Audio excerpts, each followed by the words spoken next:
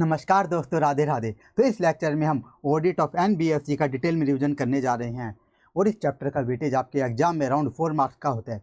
या तो descriptive question आ जाता है, अगर ऐसे इस चैप्टर से अगर डेस्क्रिप्टिव क्वेश्चन नहीं पूछता तो फिर एमसीक्यू दे देता है इससे। तो एकदम सिंपल सा चैप्टर होता है, लेकिन मोस्टली स्टूडेंट इस चैप्टर को बिना बात में छोड़ देते हैं। उनको समझ ही नहीं आता यहाँ पे क्या याद करना है, क्या बस रीड करना है। तो अब देखो, हम इस डिवीजन स्टार्ट करने जा रहे हैं। तो डिवीजन स्टार्ट करने से पहले मैं आपको बता देता हूँ कि इसमें क्या क्या सीखेंगे। एक तो ये सीखेंगे कि नॉन बैंकिंग फाइनेंशियल कंपनी होती कौन है, एनबीएफसी होती कौन है। फिर हम ये देखेंगे कि एनबीएफसी को बहुत सारी क्या है, आरबीआई के डायरेक्शन को कंप्लाई करना होता है, बहुत सारी आरबीआई के डायरेक्शंस को। तो आई थे ने कुछ आरबीआई के डायरेक्शन आपके कोर्स में कवर कर रखे हैं, तो वो हम आरबीआई के डायरेक्शन देखेंगे वो कौन कौन सी हैं। और फिर हम देखेंगे ऑडिटर का काम, कि ऑडिटर को क्या करना है। ऑडिटर को एनबीएफसी की ऑडिट करते वक्त स्टैंडर्ड्स ऑन ऑडिटिंग के अकॉर्डिंग तो काम करना ही है। साथ ही साथ ऑडिटर को ये भी देखना है कि जिस एनबीएफसी की मैं ऑडिट कर रहा हूँ वो आरबीआई के डायरेक्शन को कंप्लाई कर रही है या फिर नहीं। ये ऑडिटर को ये चेक करना है। और ऑडिटर को कुछ स्पेशल रिपोर्टिंग भी करनी है, जैसे ऐसे 700 की जो रिपोर्ट बनती है ऐसे 700 के अकॉर्डिंग वो तो बनेगी। कारों की रिपोर्टिंग भी होगी, लेकिन कुछ स्पेशल रिपोर्टिंग भी करनी होगी, वो भी हम इस चैप्टर में देखेंगे। तो कुछ बेसिक बातें मैं आपको अपने हैंड रिटन नोट से करवा देता हूँ। तो देखो, सबसे पहले कि नॉन बैंकिंग फाइनेंशियल कंपनी होती कौन है।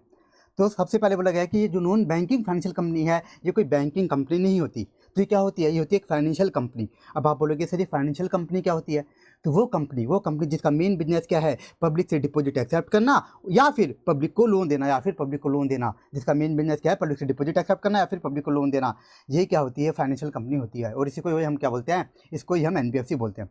लेकिन अब एक डाउट आ रहा होगा आपके मन में कि सर हमें पता कैसे चलेगा कि किसी कंपनी का मेन बिजनेस पब्लिक से डिपॉजिट एक्सेप्ट करना है या फिर पब्लिक को लोन देना है। तो यहाँ पे हम 2 कंडीशन देखने जा रहे हैं।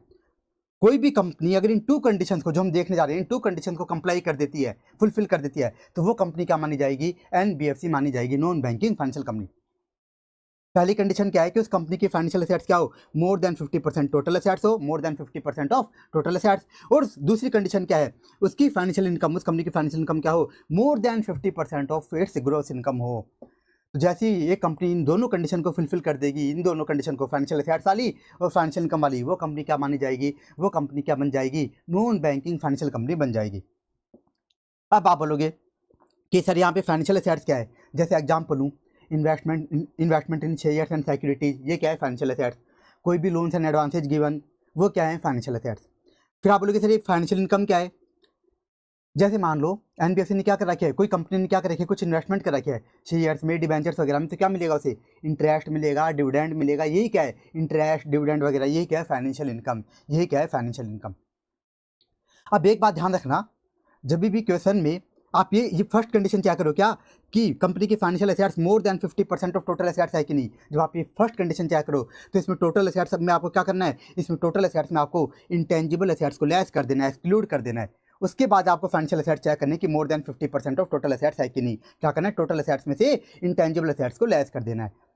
तो ये हमारा कंप्लीट हुआ कि एनबीएफसी कौन होगी, वो कंपनी होगी जो ये 2 कंडीशन कंप्लाई कर देती है, जिसकी financial assets more than 50% of total assets हो और साथ ही साथ जिसकी financial income more than 50% of gross income हो। जब दोनों कंडीशन कोई कंपनी क्या कर देती है, फुलफिल कर देती है, वो कंपनी क्या बन जाएगी, वो कंपनी अपनी एनबीएफसी बन जाएगी। अब जैसे कोई कंपनी क्या बन गई, नॉन बैंकिंग फाइनेंशियल कंपनी, अब उसे क्या करवाना पड़ेगा, अब उसको अपना रजिस्ट्रेशन करवाना पड़ेगा एनबीएफसी के रूप में अंडर आरबीआई से उसको अपना एनबीएफसी के रूप में रजिस्ट्रेशन कराना पड़ेगा, सबसे पहला काम। और उसे क्या करना होगा, इस एनबीएफसी को अब नेट ओन फंड्स भी मेंटेन करनी होगी। मिनिमम नेट ओन फंड्स कितनी मेंटेन करनी होगी, जनरली सभी एनबीएफसी को मिनिमम नेट ओन फंड्स जो मेंटेन करनी होती है, कितनी, 10 करोड़ मेंटेन करनी होती है।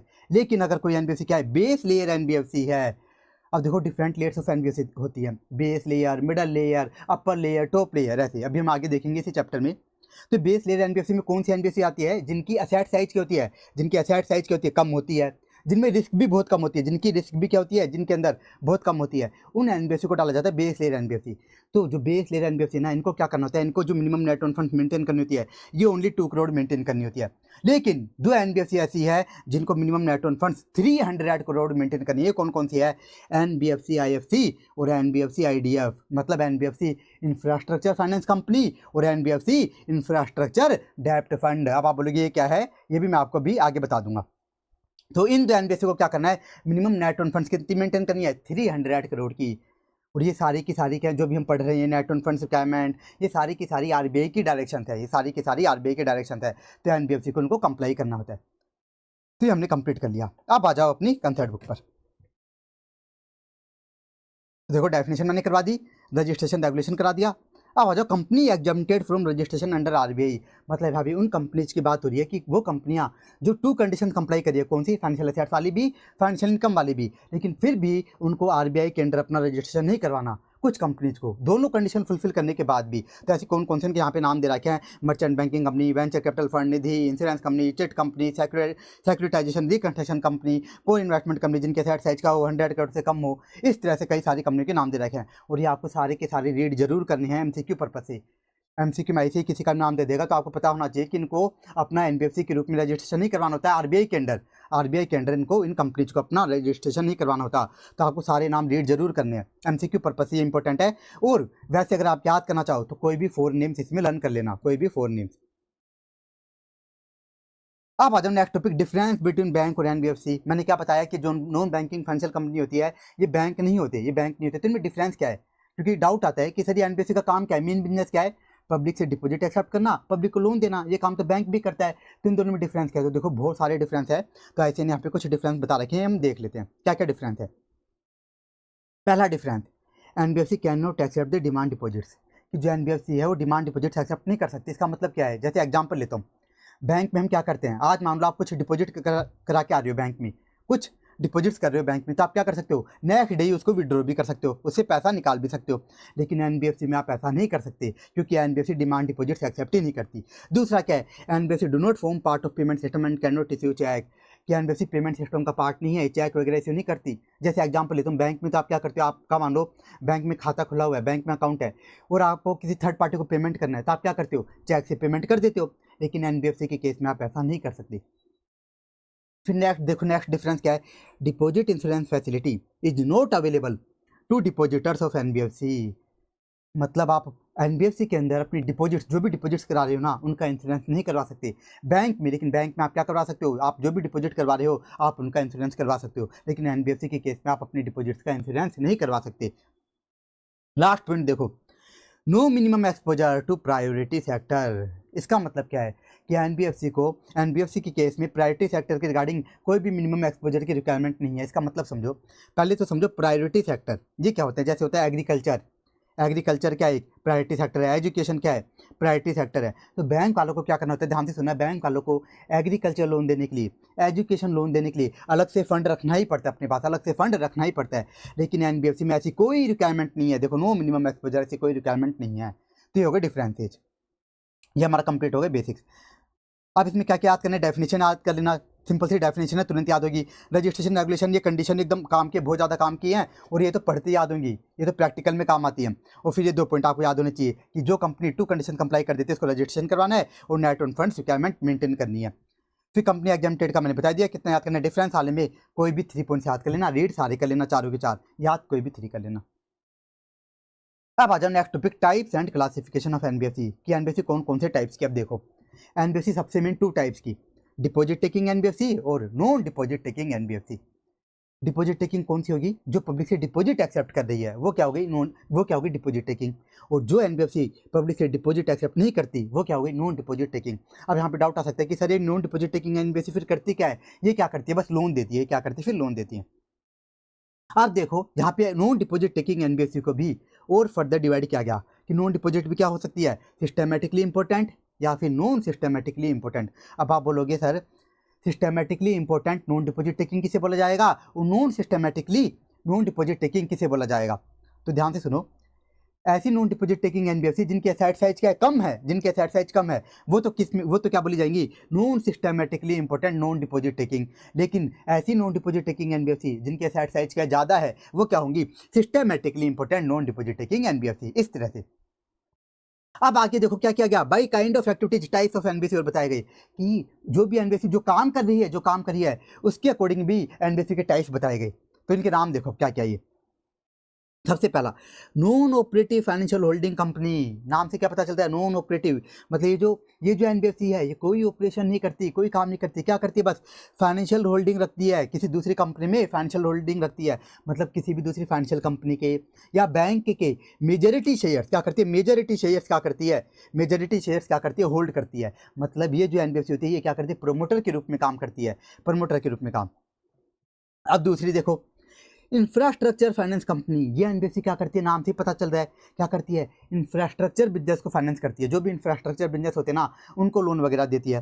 फिर देखो एक और, इंफ्रास्ट्रक्चर डेट फंड, ये क्या करती है, ये एनबीएफसी इंफ्रास्ट्रक्चर बिजनेस के डिबेंचर्स में इन्वेस्ट करती है, बस इतना सा डिफरेंस है।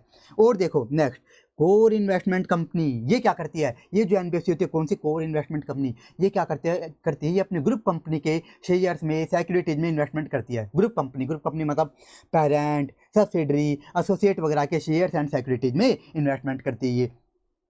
फिर नेक्स्ट कौन है, इन्वेस्टमेंट एंड क्रेडिट कंपनी, ये एनबीएफसी क्या करती है, किसी भी कंपनी के शेयर्स एंड सिक्योरिटीज में इन्वेस्टमेंट करती है, और क्या करती है, और किसी भी कंपनी को लोन्स एंड एडवांसेज, क्रेडिट देती है, लोन्स एंड एडवांसेज क्रेडिट देती है, मतलब किसी भी कंपनी को। और लास्ट क्या है, non banking financial company, micro finance institution. अब ये क्या करती है, ये जो नॉन बैंकिंग फाइनेंशियल कंपनी है, ये जो एनबीएफसी कौन सी, माइक्रो फाइनेंस इंस्टीट्यूशन, ये क्या करती है, ये एनबीएफसी अपने टोटल एसेट्स का कम से कम 60% क्या करती है, माइक्रो फाइनेंस लोन देती है, क्या देती है, माइक्रो फाइनेंस लोन देती है, माइक्रो फाइनेंस लोन अपने टोटल एसेट्स का कम से कम 60% क्या देती है, माइक्रो फाइनेंस लोन। अब आप बोलोगे सिर्फ माइक्रो फाइनेंस लोन कहते हैं छोटे अमाउंट के लोन होते हैं, जैसे 50,000 के लोन, 1 लाख का या 1.5 लाख का, ज़्यादा बड़े अमाउंट के नहीं होते, बस इतने के ही होते हैं, और इनका रीपेमेंट पीरियड भी कम होता है, और इनमें जो इंटरेस्ट रेट होती है ना वो भी बहुत ज़्यादा होती है। तो ये एनबीएफसी क्या करती है, अब क्या करती है, ज़्यादातर माइक्रो फाइनेंस लोन देती है। कौन सी एनबीएफसी माइक्रो फाइनेंस इंस्टीट्यूशन। तो हमारे टाइप्स भी कंप्लीट हुए। अब देखो नेक्स्ट, अभी एक साथ बता दूंगा इसमें कितना याद करने। एक बार नेक्स्ट देखो क्या है, क्लासिफिकेशन। तो एनबीएफसी को क्लासीफाई किया गया है 4 लेयर्स में, base layer, middle layer, upper layer और टॉप लेयर, अपर लेयर और टॉप लेयर। अब कौन सी एनबीएफसी बेस में आएगी, मिडल में आएगी, अपर में आएगी, टॉप लेयर में आएगी, हम देखने जा रहे हैं। तो ये मैं आपको ऊपर से बता देता हूँ। तो देखो एक बार भूल जाओ आप अपर लेयर और टॉप लेयर को, कि अपर लेयर और टॉप लेयर भी कोई लेयर होती है, भूल जाओ आप। तो ये ध्यान रखो, बेस लेयर और मिडल लेयर। बेस लेयर में कौन, जिनके एसेट साइज कम, रिस्क कम। मिडल में कौन, जिनके एसेट साइज ज़्यादा और रिस्क ज़्यादा, वो मिडल लेयर में। तो आप खुद बताओ, डिपॉजिट नॉन डिपॉजिट टेकिंग में किसकी एसेट साइज या रिस्क ज़्यादा होगी। तो आप बोलोगे सर डिपॉजिट टेकिंग की, तो डिपॉजिट वाली कहाँ जाएगी बताओ, ये जाएगी अपनी कहाँ पे, मिडल लेयर में। कहाँ जाएगी, मिडल लेयर में।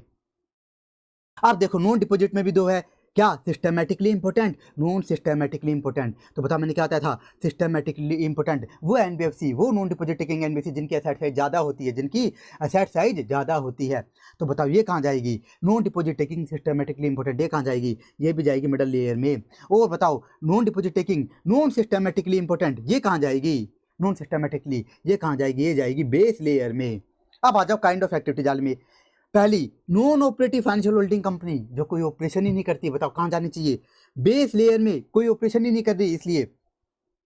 अब देखो नेक्स्ट 3, क्या, इंफ्रास्ट्रक्चर फाइनेंस कंपनी, कितनी बड़ी होती है ये, इंफ्रास्ट्रक्चर डेट फंड और कोर इन्वेस्टमेंट कंपनी, ये सारी कहाँ जाएंगी, ये सारी जाएंगी मिडल लेयर में। और देखो लास्ट का क्या बताया गया, लास्ट ये जो दो है, इन्वेस्टमेंट क्रेडिट कंपनी और माइक्रो फाइनेंस इंस्टीट्यूशन, ये कहाँ जाएगी, ये जाएंगी एनी लेयर में। ये कोई भी लेयर में जा सकती है, बेस लेयर में भी या मिडल लेयर में भी, कहीं पर भी जा सकती है। उनकी एसेट साइज और रिस्क देख करके देखा जाएगा कि इनमें एसेट साइज कितनी है, इनकी रिस्क कितनी है, इस अकॉर्डिंग देखा जाएगा।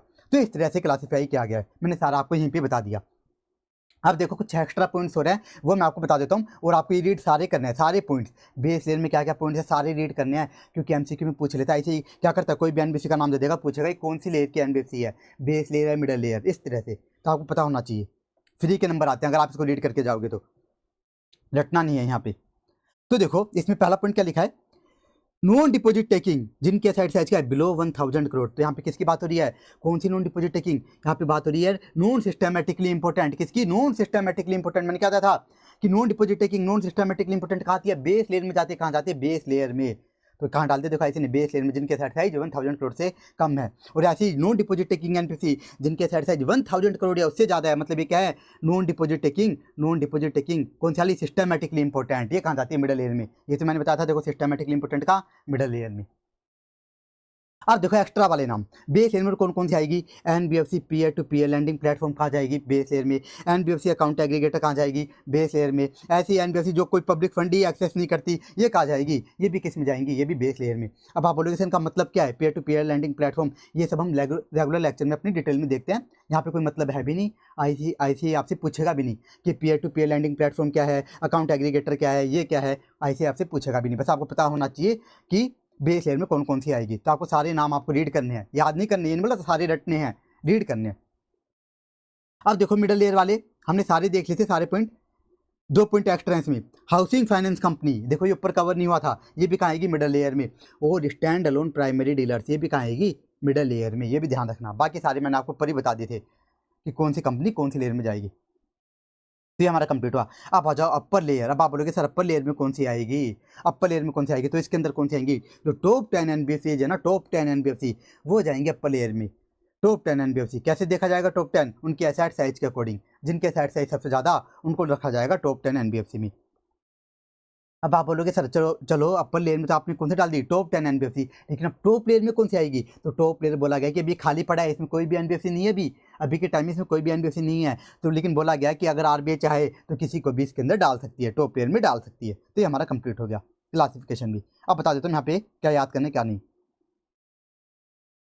तो देखो टाइप्स में आप क्या कर लेना, एक बार ऐसा बैठाऊँ, यहाँ पे कोई निमनिक नहीं बनवा रहा मैं। ये देखो पहला पॉइंट याद कर लेना, डिपॉजिट नॉन डिपॉजिट। फिर नॉन डिपॉजिट में भी क्या होती है, 2 होती है, सिस्टमैटिक नॉन सिस्टमैटिक, ये 2 याद कर लेना। और यहाँ पे कोई भी 3-4 याद कर लेना। काइंड्स ऑफ एक्टिविटीज में कोई भी 3 से 4 पॉइंट्स, बिल्कुल भी टाइम नहीं लगेगा, एकदम इजी निम्न है। अब देखो क्लासिफिकेशन में क्या करना है आपको, ये जो लेयर्स है इनके नाम याद होने चाहिए, base layer, middle layer, upper layer, top layer. अंदर का आपको क्या करना है, बस रीड करना है, अंदर का आपको रीड करना है। अब किसी स्टूडेंट में डाउट आ सकता है कि सर ऐसे क्वेश्चन पूछ नहीं सकता क्या क्लासिफिकेशन भी, देखो पूछ तो सकता है, लेकिन जैसे आप टाइप्स याद कर लोगे ना, उनको रीड भी कर लोगे, तो कुछ नाम तो आप लिख पाओगे, इतना नाम तो लिख पाओगे कि आपको 5 में से 5 नंबर मिल जाए। क्योंकि एक नाम भी लिखोगे ना, एक नाम जैसे आप लिखोगे आपको 1 नंबर मिल जाएगा, इस तरह से होगा। इस कारण से मैंने बोला इसको आपको बस रीड करना है, रटना नहीं है। तो इसमें भी आपको बिल्कुल टाइम वेस्ट नहीं होगा, यहाँ पे टाइम वेस्ट नहीं करना है इनके अंदर। टाइप्स में, क्लासिफिकेशन में मैंने तरीके से समझा भी दिया आपको। अब आ जाओ नेक्स्ट टॉपिक। नेक्स्ट है classification of fraud bye NBFC, कि एनबीएफसी में कौन कौन से टाइप्स ऑफ फ्रॉड होते हैं। तो सबसे पहला देखो miss appropriation and criminal breach of trust, धोखाधड़ी करना या फिर एनबीएफसी के एसेट्स को पर्सनल यूज में लेना, ये क्या एक टाइप ऑफ फ्रॉड है। और क्या है दूसरा, फोर्ज इंस्ट्रूमेंट, मतलब क्या करना, फर्जी साइन करके पैसा निकालना, ये भी क्या एक टाइप ऑफ फ्रॉड है। फिर क्या है unauthorised credit facilities extended for reward, मतलब अपने पर्सनल फायदे के लिए क्या करना, किसी पर्टिकुलर पर्सन को क्या करना, एक्स्ट्रा क्या देना, एक्स्ट्रा क्रेडिट फैसिलिटी देना, ये भी एक टाइप ऑफ फ्रॉड है। फिर क्या होना, पैसा चोरी होना, पैसा गायब होना, ये भी क्या एक टाइप ऑफ फ्रॉड है। फोर्जरी मतलब डॉक्यूमेंट्स वगैरह में जानबूझकर गड़बड़ी करना, डॉक्यूमेंट्स में जानबूझकर गड़बड़ी करना, कोई भी प्रॉपर्टी डॉक्यूमेंट्स वगैरह में। फिर नेक्स्ट क्या है, irregularities in foreign exchange transaction, forex transaction से रिलेटेड, जो आप एफएम देखते हो ना फॉरेक्स वाली ट्रांजैक्शन, उनसे रिलेटेड फ्रॉड करना, ये भी क्या एक टाइप ऑफ फ्रॉड। और बोले कि any other type of fraud जो कि ऊपर कवर नहीं हुए, ये सब क्या है फ्रॉड इन एनबीएफसी। अब देखो यहाँ पे बोला गया है कि स्पेशल नोट्स, यहाँ पे नोट दिए गए हैं कुछ, ये बहुत ध्यान से देखना। क्या लिखा गया कि जो कैश शॉर्टेजेस वाला फ्रॉड है और जो irregularities in foreign exchange transaction वाला फ्रॉड है are to be reported as fraud only if intention to cheat is proved. ये जो दो केस है ना, कौन कौन से, देखो ये कैश शॉर्टेजेस वाला और ये फॉरेक्स ट्रांजैक्शन वाला, इन 2 केस में आपको इनको फ्रॉड तभी मानना है, जब एक्चुअल में फ्रॉड प्रूव हो जाए, तभी आपको इनको फ्रॉड मानना है, तुरंत ही फ्रॉड नहीं मान लेना। इनमें क्यों, क्योंकि इनमें एरर भी हो सकता है, इनके अंदर एरर भी हो सकता है, इस कारण से बाकी केस में जैसे मिस एप्रोप्रिएशन वाला केस तुरंत फ्रॉड मानना आपको, फोर्ज इंस्ट्रूमेंट फर्जी साइन हो रहे हैं तुरंत फ्रॉड मानना है, अनऑथराइज्ड क्रेडिट फैसिलिटी दी जा रही है तुरंत फ्रॉड मानना है। लेकिन ये जो 2 केस हैं, कौन सा, कैश शॉर्टेजेस वाला और फॉरेक्स ट्रांजैक्शन वाला, इसमें आपको तभी फ्रॉड मानना है जब यहाँ पे प्रूव हो जाए कि यहाँ पे तो फ्रॉड हुआ है। लेकिन यहाँ पे भी अब एक्सेप्शन दे दी, कि 2 केस ऐसे हैं जहाँ पे आपको तुरंत फ्रॉड मान लेना है। क्या, जब कैश जो गायब हो रही है, कैश शॉर्टेजेस है वो क्या मोर देन 10,000 की है, जो कैश गायब हुआ है ना गले में से, जो कैश गायब है 10,000 से ज़्यादा का है, तो ये यहाँ पे बोला जाएगा ये एरर नहीं हो सकती, ये तो डायरेक्टली माने जाएगा ये तो फ्रॉड है। या फिर जो कैश गायब हुई है 10,000 से ज़्यादा की तो नहीं है, लेकिन more than 5,000 but up to कितनी है 10,000। और ये जो कैश गायब हुई ना इसके बारे में note reported by person handling cash, मतलब जो कैशियर था जो गल्ले को संभाल रहा था उसने रिपोर्ट नहीं किया, कैशियर ने बात बताई नहीं। ये बात तो कैसे पता लगी? मैनेजमेंट ने खुद ने पकड़ी या फिर ऑडिटर ने। तो इस केस में भी तुरंत ही क्या मान लेना? फ्रॉड। इस केस में भी तुरंत ही फ्रॉड मान लेना है। तो मैंने क्या बताया, कैश चोरी के केस में, फॉरेक्स ट्रांजैक्शन वाले फ्रॉड के केस में आपको तुरंत फ्रॉड नहीं मानना, पहले आपको एक बार क्या करना है, चेक करना है कि वास्तव में फ्रॉड है कि नहीं। लेकिन यहाँ पे भी दो केस दे दिए, दो एक्सेप्शन दे दी कि अगर कैश जो गायब हो रही है वो 10,000 से ज़्यादा की, 10,000 से ज़्यादा की, तुरंत फ्रॉड मान लो। या फिर कैश गायब हुई है more than 5,000 but up to 10,000, इसमें भी आप तुरंत फ्रॉड मान लो। अगर ये बात कैशियर ने रिपोर्ट नहीं करी तो इसको भी तुरंत फ्रॉड मान लो। ये भी हमारा कंप्लीट हुआ। अब इसमें क्या क्या याद करना है बता देता हूँ।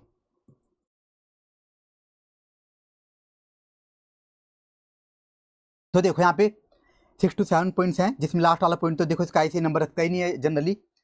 अब यहाँ पे 6 पॉइंट्स हैं, इसमें आप कर लेना कोई भी एनी 3 से 4 पॉइंट्स याद, एनी 3 से 4 पॉइंट बस इतने आपको याद करने हैं। क्यों? जब भी इस टॉपिक पर ऐसे क्वेश्चन पूछेगा ना तो ऐसे क्या करेगा, इन फ्रॉड्स के नाम लिखेगा और नीचे वाला जो टॉपिक है ये भी पूरा लिखेगा, नीचे वाला टॉपिक भी।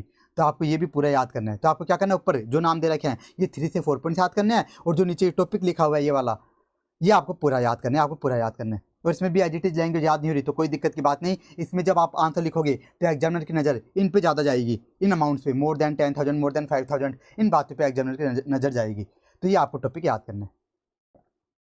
अब आ जाओ नेक्स्ट टॉपिक हमारा, प्रूडेंशियल नॉर्म डायरेक्शन। अब हम क्या देखने जा रहे हैं, आरबीआई की डायरेक्शन, कि आरबीआई ने क्या क्या डायरेक्शन दे रखी है एनबीएफसी को, वो हम देखने जा रहे हैं। तो सबसे पहली डायरेक्शन है कैपिटल रिक्वायरमेंट। इसको मैं कराने जा रहा हूँ आपको अपने हैंड रिटन नोट से। कैपिटल रिक्वायरमेंट, ये डायरेक्शन थोड़ी बड़ी चलेगी, उसके बाद छोटी छोटी डायरेक्शन है। तो देखो सबसे पहले आओ कैपिटल रिक्वायरमेंट की डायरेक्शन पे।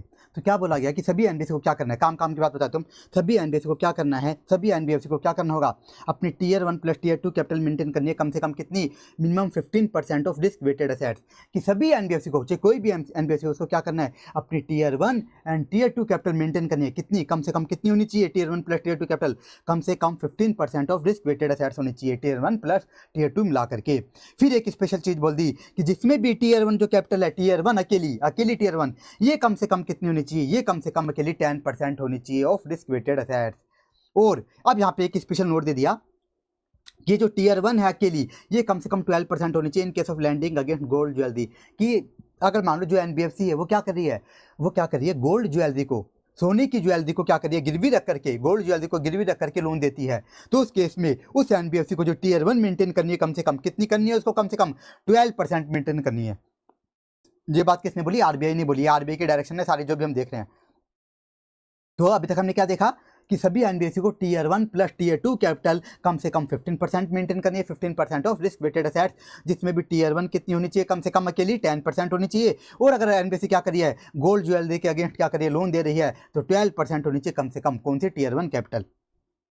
अब आपके मन डाउट आ रहा होगा, सर चलो आपने प्रोविजन तो बता दिया कि टीयर 1 प्लस टीयर 2 कैपिटल कम से कम minimum 15% of risk weighted assets maintain करनी है, लेकिन ये टीयर 1 क्या है, ये टीयर 2 कैपिटल क्या है, और ये रिस्क वेटेड एसेट्स क्या है। तो हम यही देखने जा रहे हैं, टीयर 1 कैपिटल क्या है, टीयर 2 क्या है, और रिस्क वेटेड एसेट्स क्या है।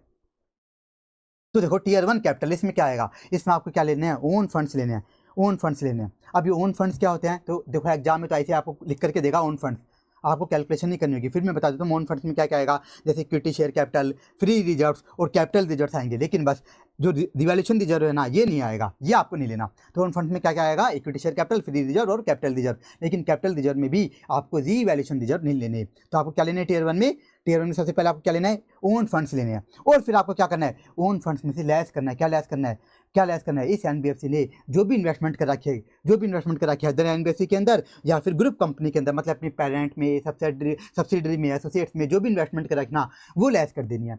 अभी कितनी लेस करनी है, क्या पूरी लेस करनी है क्या। मान लो एनबीएफसी ने दूसरी एनबीएफसी के अंदर या ग्रुप कंपनी में 50 लाख की इन्वेस्टमेंट कर रखी है, तो पूरी लेस करनी है क्या, नहीं पूरी नहीं करनी। कितनी लेस करनी है, only exceeding 10% of own funds less करनी है, only exceeding 10% of own funds. आप बोलेगे सर कैसे कैलकुलेट होगा, चलो एक एग्जाम्पल में देख लेते हैं।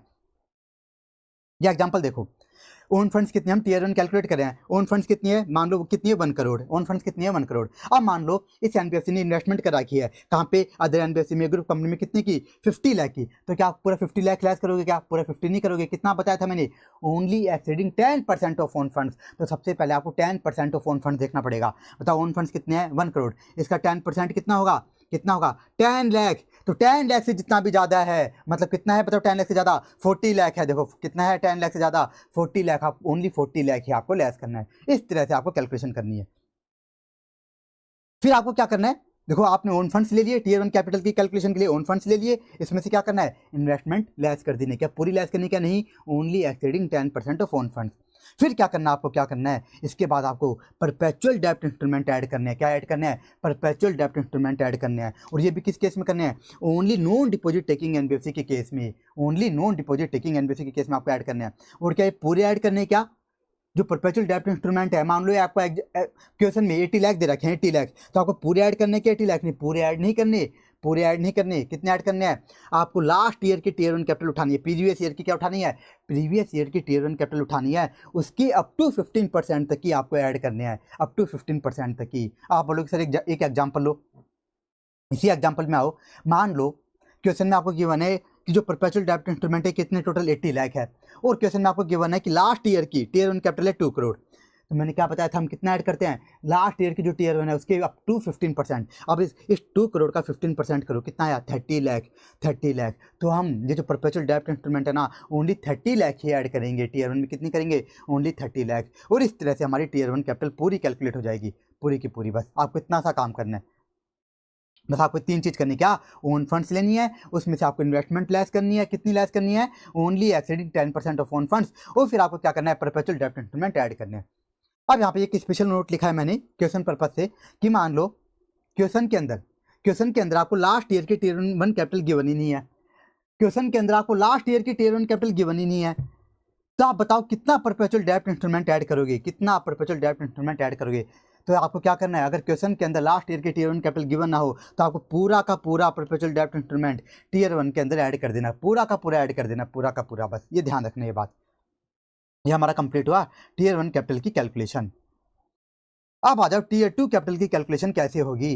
तो इसमें क्या क्या आएगा, इसमें क्या आएगा, प्रेफरेंस शेयर्स आएंगे, कौन से, other than those compulsory convertible into equity, कौन से आएंगे, other than those compulsory convertible. ऐसा क्यों, क्योंकि वो प्रेफरेंस शेयर्स जो कि कंपल्सरी कन्वर्टेबल होते हैं ना, उनको तो इक्विटी शेयर्स ही माना जाता है। और अगर ये इक्विटी शेयर्स माना जाएगा तो बताओ ये कहाँ जाएंगे, ये तो ओन फंड्स में आ जाएंगे, ये तो अपने ओन फंड्स में आ जाएंगे। क्यों, देखो ओन फंड्स में क्या आती है, इक्विटी शेयर कैपिटल, इसलिए बोला गया कि वो प्रेफरेंस शेयर्स जो कि क्या है, जो कि कंपल्सरी कन्वर्टेबल नहीं है, वो वाले आएंगे टीयर 2 में। और आपको क्या लेनी है, रीवैल्यूएशन रिजर्व, याद करो रीवैल्यूएशन रिजर्व टीयर 1 में नहीं आती, कहाँ आएगी, टीयर 2 में आएगी। और ये क्या पूरी लेनी, क्या नहीं, पूरी नहीं लेनी, ओनली अप टू 45% लेनी है। जैसे मान लो आपको क्वेश्चन में 1 करोड़ की रिवैल्यूएशन रिजर्व दे रखी है, तो आपको क्या लेनी है, ओनली 45%, मतलब 45 लाख ही आपको ऐड करनी है, ओनली 45 लाख ऐड करनी है।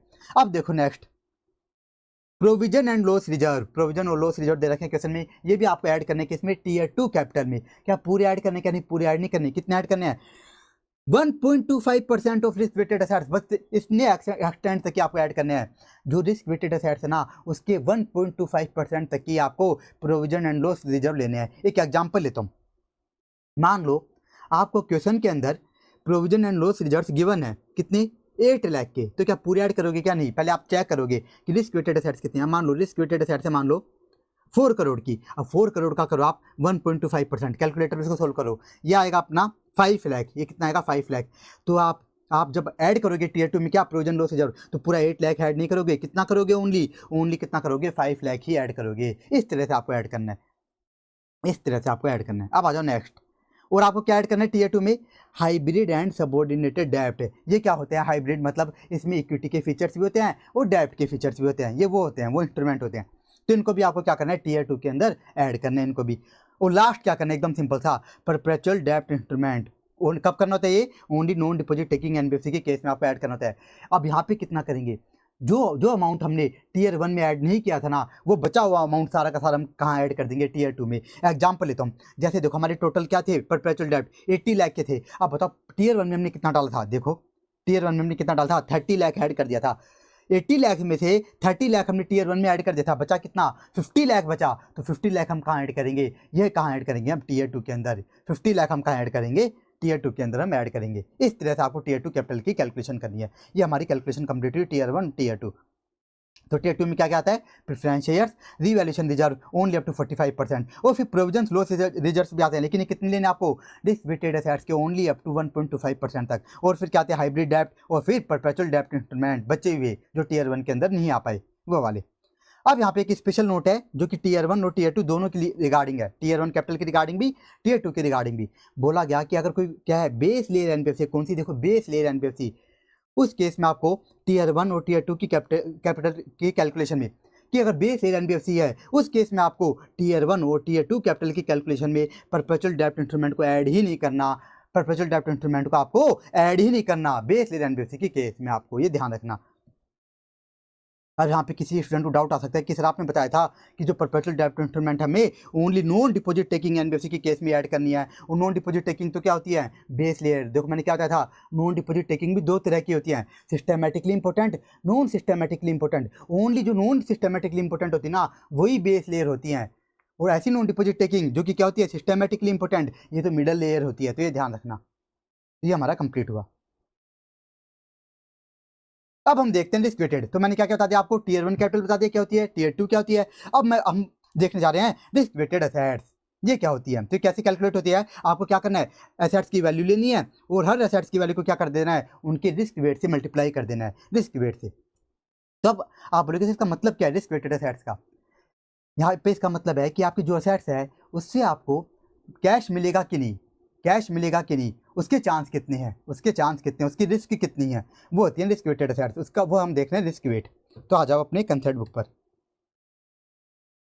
देखो मैंने सारा करा दिया आपको कैपिटल रिक्वायरमेंट का, टीयर 1 टीयर 2 कैपिटल क्या होती है सारा बता दिया। रिस्क वेटेड एसेट्स कैसे कैलकुलेट होती है, वैल्यू ऑफ एसेट्स को मल्टीप्लाई कर देते हैं हम उनके रिस्क वेट से। अब ये रिस्क वेट क्या क्या होंगे ये आपको पता होने चाहिए, ये आपको पता होने चाहिए, मतलब आपको अंदर का याद नहीं करना कि सारे आपको नाम याद रहने चाहिए, बस आपको पता होना चाहिए कि किस एसेट्स के केस में रिस्क वेट कितना होगा। जैसे देखो सबसे पहला है कैश एंड बैंक बैलेंस, यहाँ पे रिस्क वेट कितना साइन किया गया है 0%। ऐसा क्यों, मैंने क्या बताया रिस्क वेट का मतलब कि आपकी एसेट्स से आपको कैश मिलेगी कि नहीं, उसकी रिस्क कितनी है। अब कैश एंड बैंक बैलेंस तो पहले से ही आपके पास कैश है, यानी यहाँ पे तो रिस्क है ही नहीं कि कैश मिलेगी कि नहीं, इस कारण से 0%। दूसरा देखो investment in approved securities, fully secured loans and advances, मतलब ऐसी इन्वेस्टमेंट जो कि क्या है फुल्ली सिक्योर्ड है, जिनके ऐसी एसेट्स जिनकी रिगार्डिंग आपने भी सिक्योरिटी रख रखी है, ऐसी इन्वेस्टमेंट जिनकी रिगार्डिंग आपने सिक्योरिटी वगैरह रख रखी है। तो अगर मान लो आपको उसमें पैसा मिल भी नहीं रहा तो आप क्या कर लोगे, आप आराम से सिक्योरिटी को बेच के पैसा ले लोगे। तो यहाँ पे भी क्या रिस्क 0 है, तो यहाँ पे भी क्या कर दी 0%। और कोई भी एसेट जो कि क्या गवर्नमेंट रिलेटेड है, TDS, advance tax, interest on government securities, और सेंट्रल गवर्नमेंट गारंटेड क्लेम्स, ये क्या होते हैं हम ऑडिट ऑफ बैंक चैप्टर में देखते हैं, सेंट्रल गवर्नमेंट गारंटेड क्लेम्स, इसमें भी क्या होती है, इसमें भी क्या होती है 0% रिस्क। तो इस तरह से मान लो एग्जाम में आपको दे दिया कि कैश बैलेंस है 1 लाख का, इन्वेस्टमेंट है कितने की 3 लाख की, फुल्ली सिक्योर्ड है मान लो 5 लाख की, तुमको आपको क्या करना है मल्टीप्लाई बाई 0%। इस तरह से बस आपको ये पता होना चाहिए इनमें क्या होता है रिस्क वेट इनका 0% होता है, इस तरह से आपको पता होना चाहिए। फिर देखो हम देखने जा रहे हैं कुछ थोड़ी बहुत रिस्की एसेट्स, जैसे एनबीएफसी ने मान लो क्या कर रखा है, पब्लिक सेक्टर बैंक्स के बॉन्ड्स में इन्वेस्टमेंट कर रखी है, तो यहाँ पे रिस्क कितनी होती है 20%। और इसी तरह से स्टेट गवर्नमेंट गारंटेड क्लेम्स जिनमें कोई भी डिफॉल्ट नहीं चल रहा, जिनमें टाइम टू टाइम पेमेंट मिल जाती है, या फिर ऐसे स्टेट गवर्नमेंट गारंटेड क्लेम्स जिसमें डिफॉल्ट को 90 डे से ज़्यादा नहीं हुए, डिफॉल्ट चलते हुए 90 डे से भी ज़्यादा नहीं हुए, तो ऐसे केस में कितनी रिस्क रहेगी 20% की रिस्क रहेगी। अब यहाँ पे एक डाउट आ सकता है कि सर मान लो ऐसे स्टेट गवर्नमेंट गारंटेड क्लेम्स हैं जिनमें डिफॉल्ट चलते हुए 90 डे से ज़्यादा हो गए, मोर देन 90 डेज हो गए, वहाँ पे कितनी रिस्क होगी, वहाँ पे कितनी होगी, तो यहाँ पे होगी अपनी 100%। देखो यहाँ पे साफ लिखा है कोई भी अदर एसेट्स हो, यहाँ पे आपको कितनी लेनी रिस्क वेट 100%। तो इस तरह से आपको रिस्क वेट पता होने चाहिए। और नेक्स्ट देख लो, मान लो एनबीएफसी ने किसी इंफ्रास्ट्रक्चर प्रोजेक्ट में इन्वेस्टमेंट करा के, किसी भी इंफ्रास्ट्रक्चर प्रोजेक्ट में इन्वेस्टमेंट करा के है, और इस प्रोजेक्ट को चलते हुए 1 साल से ज़्यादा हो गया, 1 साल से ज़्यादा, तो यहाँ पे रिस्क कितनी होगी 50% की रिस्क होगी। अब यहाँ पे डाउट आएगा आपको कि सर मान लो कि एनबीएफसी ने किसी इंफ्रास्ट्रक्चर प्रोजेक्ट में इन्वेस्टमेंट करा के है, और इस प्रोजेक्ट को चलते हुए मान लो भी 1 साल से ज़्यादा नहीं हुआ, मान लो इसको 8 मंथ्स ही हुए, तो सर यहाँ पे कितनी रिस्क होगी, यहाँ पे होगी कितनी 100% की। देखो अदर्स के लिए क्या है 100%। फिर देखो next last point, consumer credit exposure या क्रेडिट कार्ड रिसीवेबल्स, यहाँ पे कितनी रिस्क होगी, यहाँ पे होगी देखो कितनी 125% की रिस्क, कितने की 125% की। आप बोलोगे सर ऐसा क्यों, मैं इसको समझा देता हूँ कंज्यूमर क्रेडिट एक्सपोजर को, थोड़ा सा समरी में समझाता हूँ इसको। इसका मतलब क्या होता है कि एनबीएफसी अपने एक कस्टमर को जो टोटल एक्सपोजर दे रही है ना, वहाँ पे कितना मैक्सिमम लॉस हो सकता है कि एनबीएफसी अपने एक कस्टमर को जो भी टोटल लोन्स वगैरह दे रही है, टोटल क्रेडिट लोन्स एक्सपोजर जो भी बोलो, उसमें एनबीएफसी को मैक्सिमम कितना लॉस हो सकता है। तो बताओ कितना हो सकता है मैक्सिमम। उसका जो प्रिंसिपल अमाउंट है वो डूब सकता है और उसमें जो इंटरेस्ट अमाउंट है वो डूब सकता है, बस ये तो डूब सकता है। इसलिए यहाँ पे मैक्सिमम रिस्क कितनी होगी 125% की। ये रीजन है यहाँ पे रिस्क क्या है 125%, ये रीजन है। ये भी मैंने आपको कंप्लीट करवा दिया। तो ये हमारी हुई फर्स्ट डायरेक्शन कंप्लीट, कौन सी वाली कैपिटल रिक्वायरमेंट। ये हमारी पूरी डायरेक्शन कंप्लीट हो गई। और इसमें आपको क्या करना है, बस सब क्या करना है, सब आपको रीड करना है समझ के, सब आपको क्या करना है समझ के रीड करना है, ताकि आपकी प्रैक्टिकल सही हो जाए। सब कुछ आपको रीड करना है सब कुछ। और ये जो रिस्क वेटेड असेट्स है, बस आपको पता होना चाहिए कि कौन सी असेट्स में 0% होगा, किस में 20%, किस में 50%, 125% और 100% किस में होगा। यह आपको पता होना चाहिए। ऐसे एमसीक्यू में पूछ लेता है और चाहे तो ऐसे इसका डिस्क्रिप्टिव क्वेश्चन भी बना सकता है। ऐसे नहीं कि आपको थ्योरी याद करनी है, कि आपको सारे नाम याद करने पड़ेंगे, क्या बैंक बैलेंस इन्वेस्टमेंट फुल्ली, नहीं आपको ऐसे नाम याद नहीं करने। बस आपको तो पता होना चाहिए कि ऐसे नहीं दे दिया एडवांस टैक्स, तो पता होना चाहिए यहाँ पे 0%। ऐसे नहीं दे दिया इंफ्रास्ट्रक्चर प्रोजेक्ट ओवर ईयर वाला, तो आपको पता होना चाहिए यहाँ पे 50%। इस तरह से आपको पता होना चाहिए बस। तो यहाँ पे भी बिल्कुल टाइम वेस्ट नहीं होगा, एकदम प्रैक्टिकल टॉपिक है, एकदम ईजी। इनमें टाइम वेस्ट नहीं होगा आपका, इनमें आपको ज़्यादा टाइम वेस्ट नहीं करना। जैसे एफआर वगैरह होते हैं ना प्रैक्टिकल, और ये तो बहुत सिंपल है। एफआर में तो बहुत खतरनाक प्रैक्टिकल होते हैं, यहाँ पे तो कुछ भी नहीं है। एफआर एफ में तो बहुत खतरनाक होते हैं, यहाँ पे तो कुछ भी नहीं है प्रैक्टिकल। ये अब आ जाओ हमारी सेकंड डायरेक्शन आरबीआई की। पहली डायरेक्शन हमने कंप्लीट कर ली, कौन सी, कैपिटल रिक्वायरमेंट वाली। Second direction asset classification. अब आ जाओ अपने कंसेप्ट हैंड रिटन नोट्स पे वापस से। एसेट क्लासिफिकेशन, तो एसेट का क्लासिफिकेशन कैसे होता है, या तो एसेट को क्या बोला जाएगा एनबीएफसी के अंदर स्टैंडर्ड एसेट। स्टैंडर्ड एसेट किनको बोला जाएगा, वो एसेट्स जिनमें कोई भी डिफॉल्ट नहीं हो रहा, जिनकी रिपेमेंट में कोई भी डिफॉल्ट नहीं हो रहा, जिनका टाइम टू टाइम हमें रिपेमेंट मिल जाता है, प्रिंसिपल का अमाउंट इंटरेस्ट का amount time to time receive हो जाता है, वो सारी क्या कहलाएंगी स्टैंडर्ड एसेट। लेकिन अब देखो दूसरी क्या होती है, नॉन परफॉर्मिंग एसेट, जिनको हम क्या बोलते हैं एनपीए भी बोलते हैं, क्या बोलते हैं एनपीए। ये किन्हें बोला जाएगा, ऐसी एसेट्स जिनका अमाउंट क्या चल रहा है, ओवर ड्यू चल रहा है मोर देन 90 डेज से। क्या चल रहा है, जिनका अमाउंट ओवर ड्यू चल रहा है मोर देन 90 डेज से। इसको अदर वर्ड्स में बोलूँ, सिंपल वर्ड्स में, मतलब पेमेंट रिसीव होने के बाद ड्यू डेट आ गई, ड्यू डेट आने के बाद भी मोर देन 90 डेज हो गए, ड्यू डेट आने के बाद भी मोर देन 90 डेज हो गए, उसके बाद भी पेमेंट रिसीव नहीं हो रही, उसके बाद भी डिफॉल्ट चल रहा है, तो ऐसे एसेट्स को क्या बोल दिया जाएगा, नॉन परफॉर्मिंग एसेट। अभी जो नॉन परफॉर्मिंग एसेट्स होती है ना, ये भी 3 टाइप्स की होती है, 3 कैटेगरी की, सब स्टैंडर्ड, डाउटफुल और लॉस। अब आप बोलोगे सर एनपीए को सब स्टैंडर्ड का बोला जाएगा, डाउटफुल का बोला जाएगा, लॉस का बोला जाएगा, ये बता दो। तो चलो हम ये देखने जा रहे हैं। तो देखो, तो मैंने क्या बताया, ड्यू डेट आने के बाद भी मोर देन 90 डेज हो गए, उसके बाद भी डिफॉल्ट चल रहा है, तो वो एसेट क्या बन जाती है एनपीए। और जैसे ही कोई एसेट एनपीए बन गई ना, उस एसेट को 12 मंथ तक एनपीए बनने के बाद अप टू 12 मंथ तक क्या बोला जाएगा, सब स्टैंडर्ड बोला जाएगा। और जैसे ही एनपीए बनने के बाद मोर देन 12 मंथ्स हो गए और उसके बाद भी डिफॉल्ट चल रहा है, एनपीए बनने के बाद मोर देन 12 मंथ्स हो गए, उसके बाद भी डिफॉल्ट चल रहा है, तो इसे क्या बोल दिया जाएगा, डाउटफुल, उसे बोला जाएगा डाउटफुल। लेकिन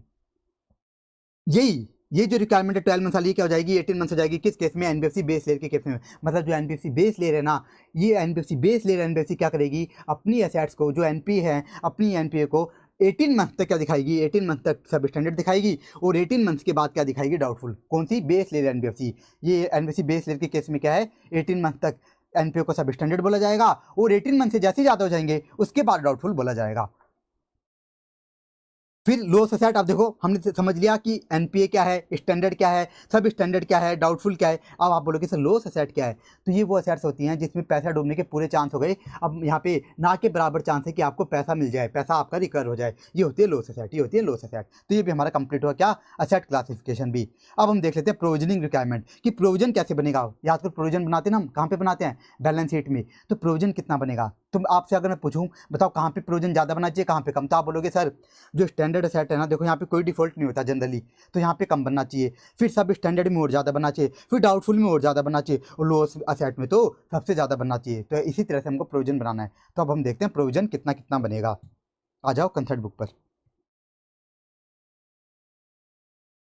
मैंने पूरा करा दिया आपको एसेट क्लासिफिकेशन।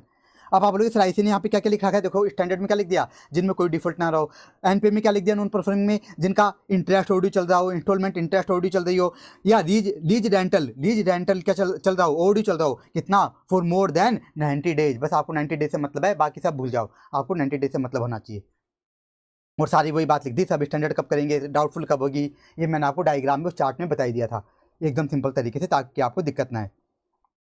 अब आ जाओ प्रोविजनिंग रिक्वायरमेंट, कितना कितना प्रोविजन बनाना है। सबसे पहले देखो ये तीन तो क्या है, लॉस, सब स्टैंडर्ड, डाउटफुल, ये सब क्या है तीनों, एनपीए तीनों क्या है, नॉन परफॉर्मिंग एसेट।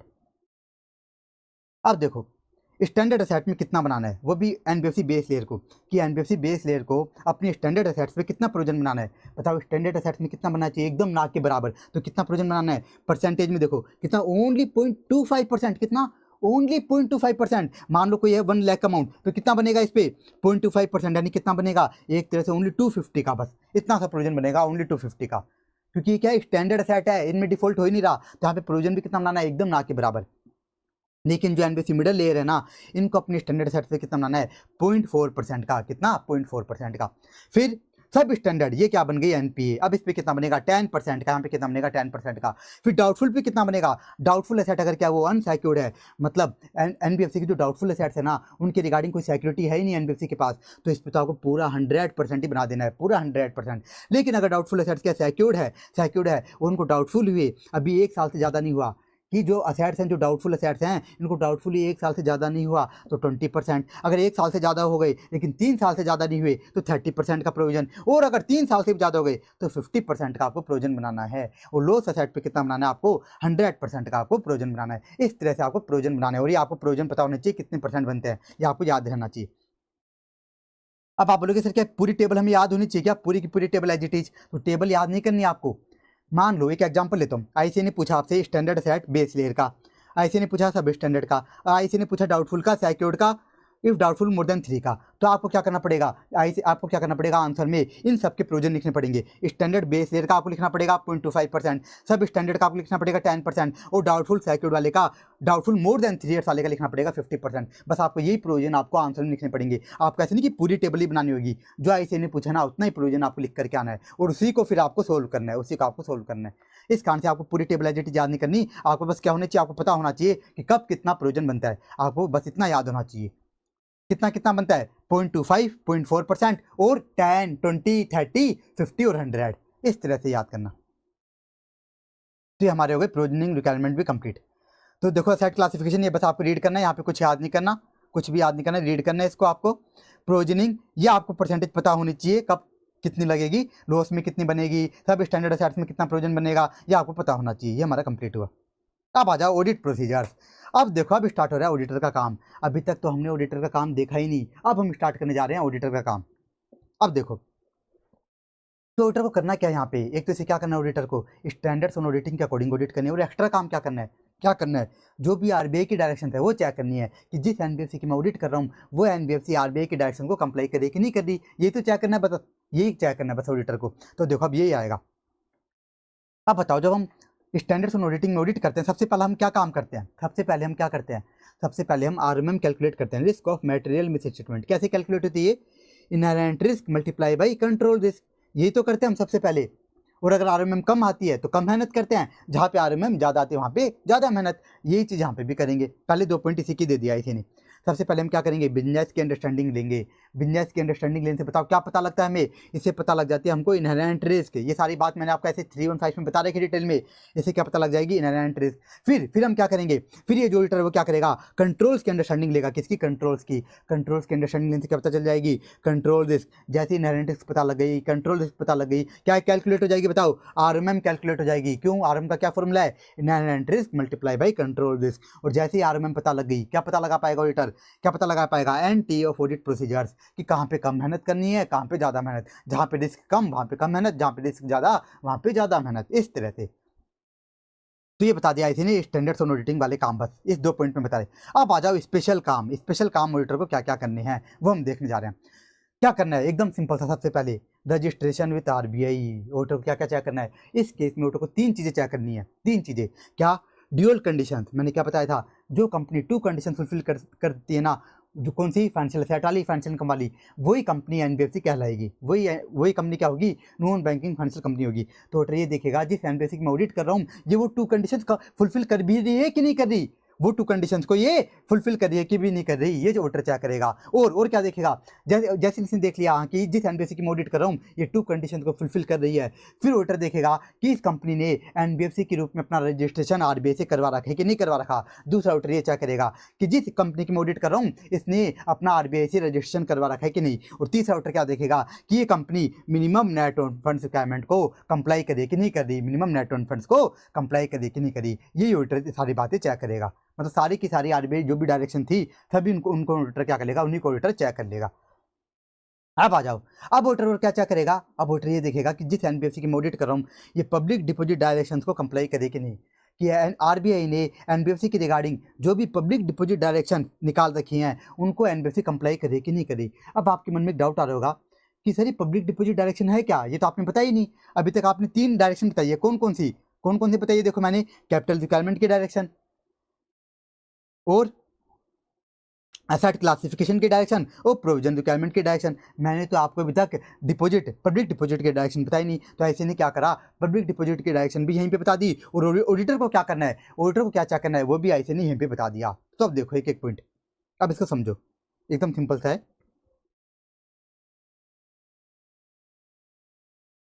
तो क्या लिखा है यहाँ पे, ceiling on public deposits is link to its credit rating. तो आरबीआई ने ये बोला एनबीएफसी को कि आप अपनी पब्लिक से कितनी डिपॉजिट एक्सेप्ट कर सकते हो, ये आपकी क्रेडिट रेटिंग पे डिपेंड करेगा कि एक एनबीएफसी अपनी पब्लिक से कितनी डिपॉजिट एक्सेप्ट कर सकती है, ये उस एनबीएफसी की क्रेडिट रेटिंग पे डिपेंड करेगा।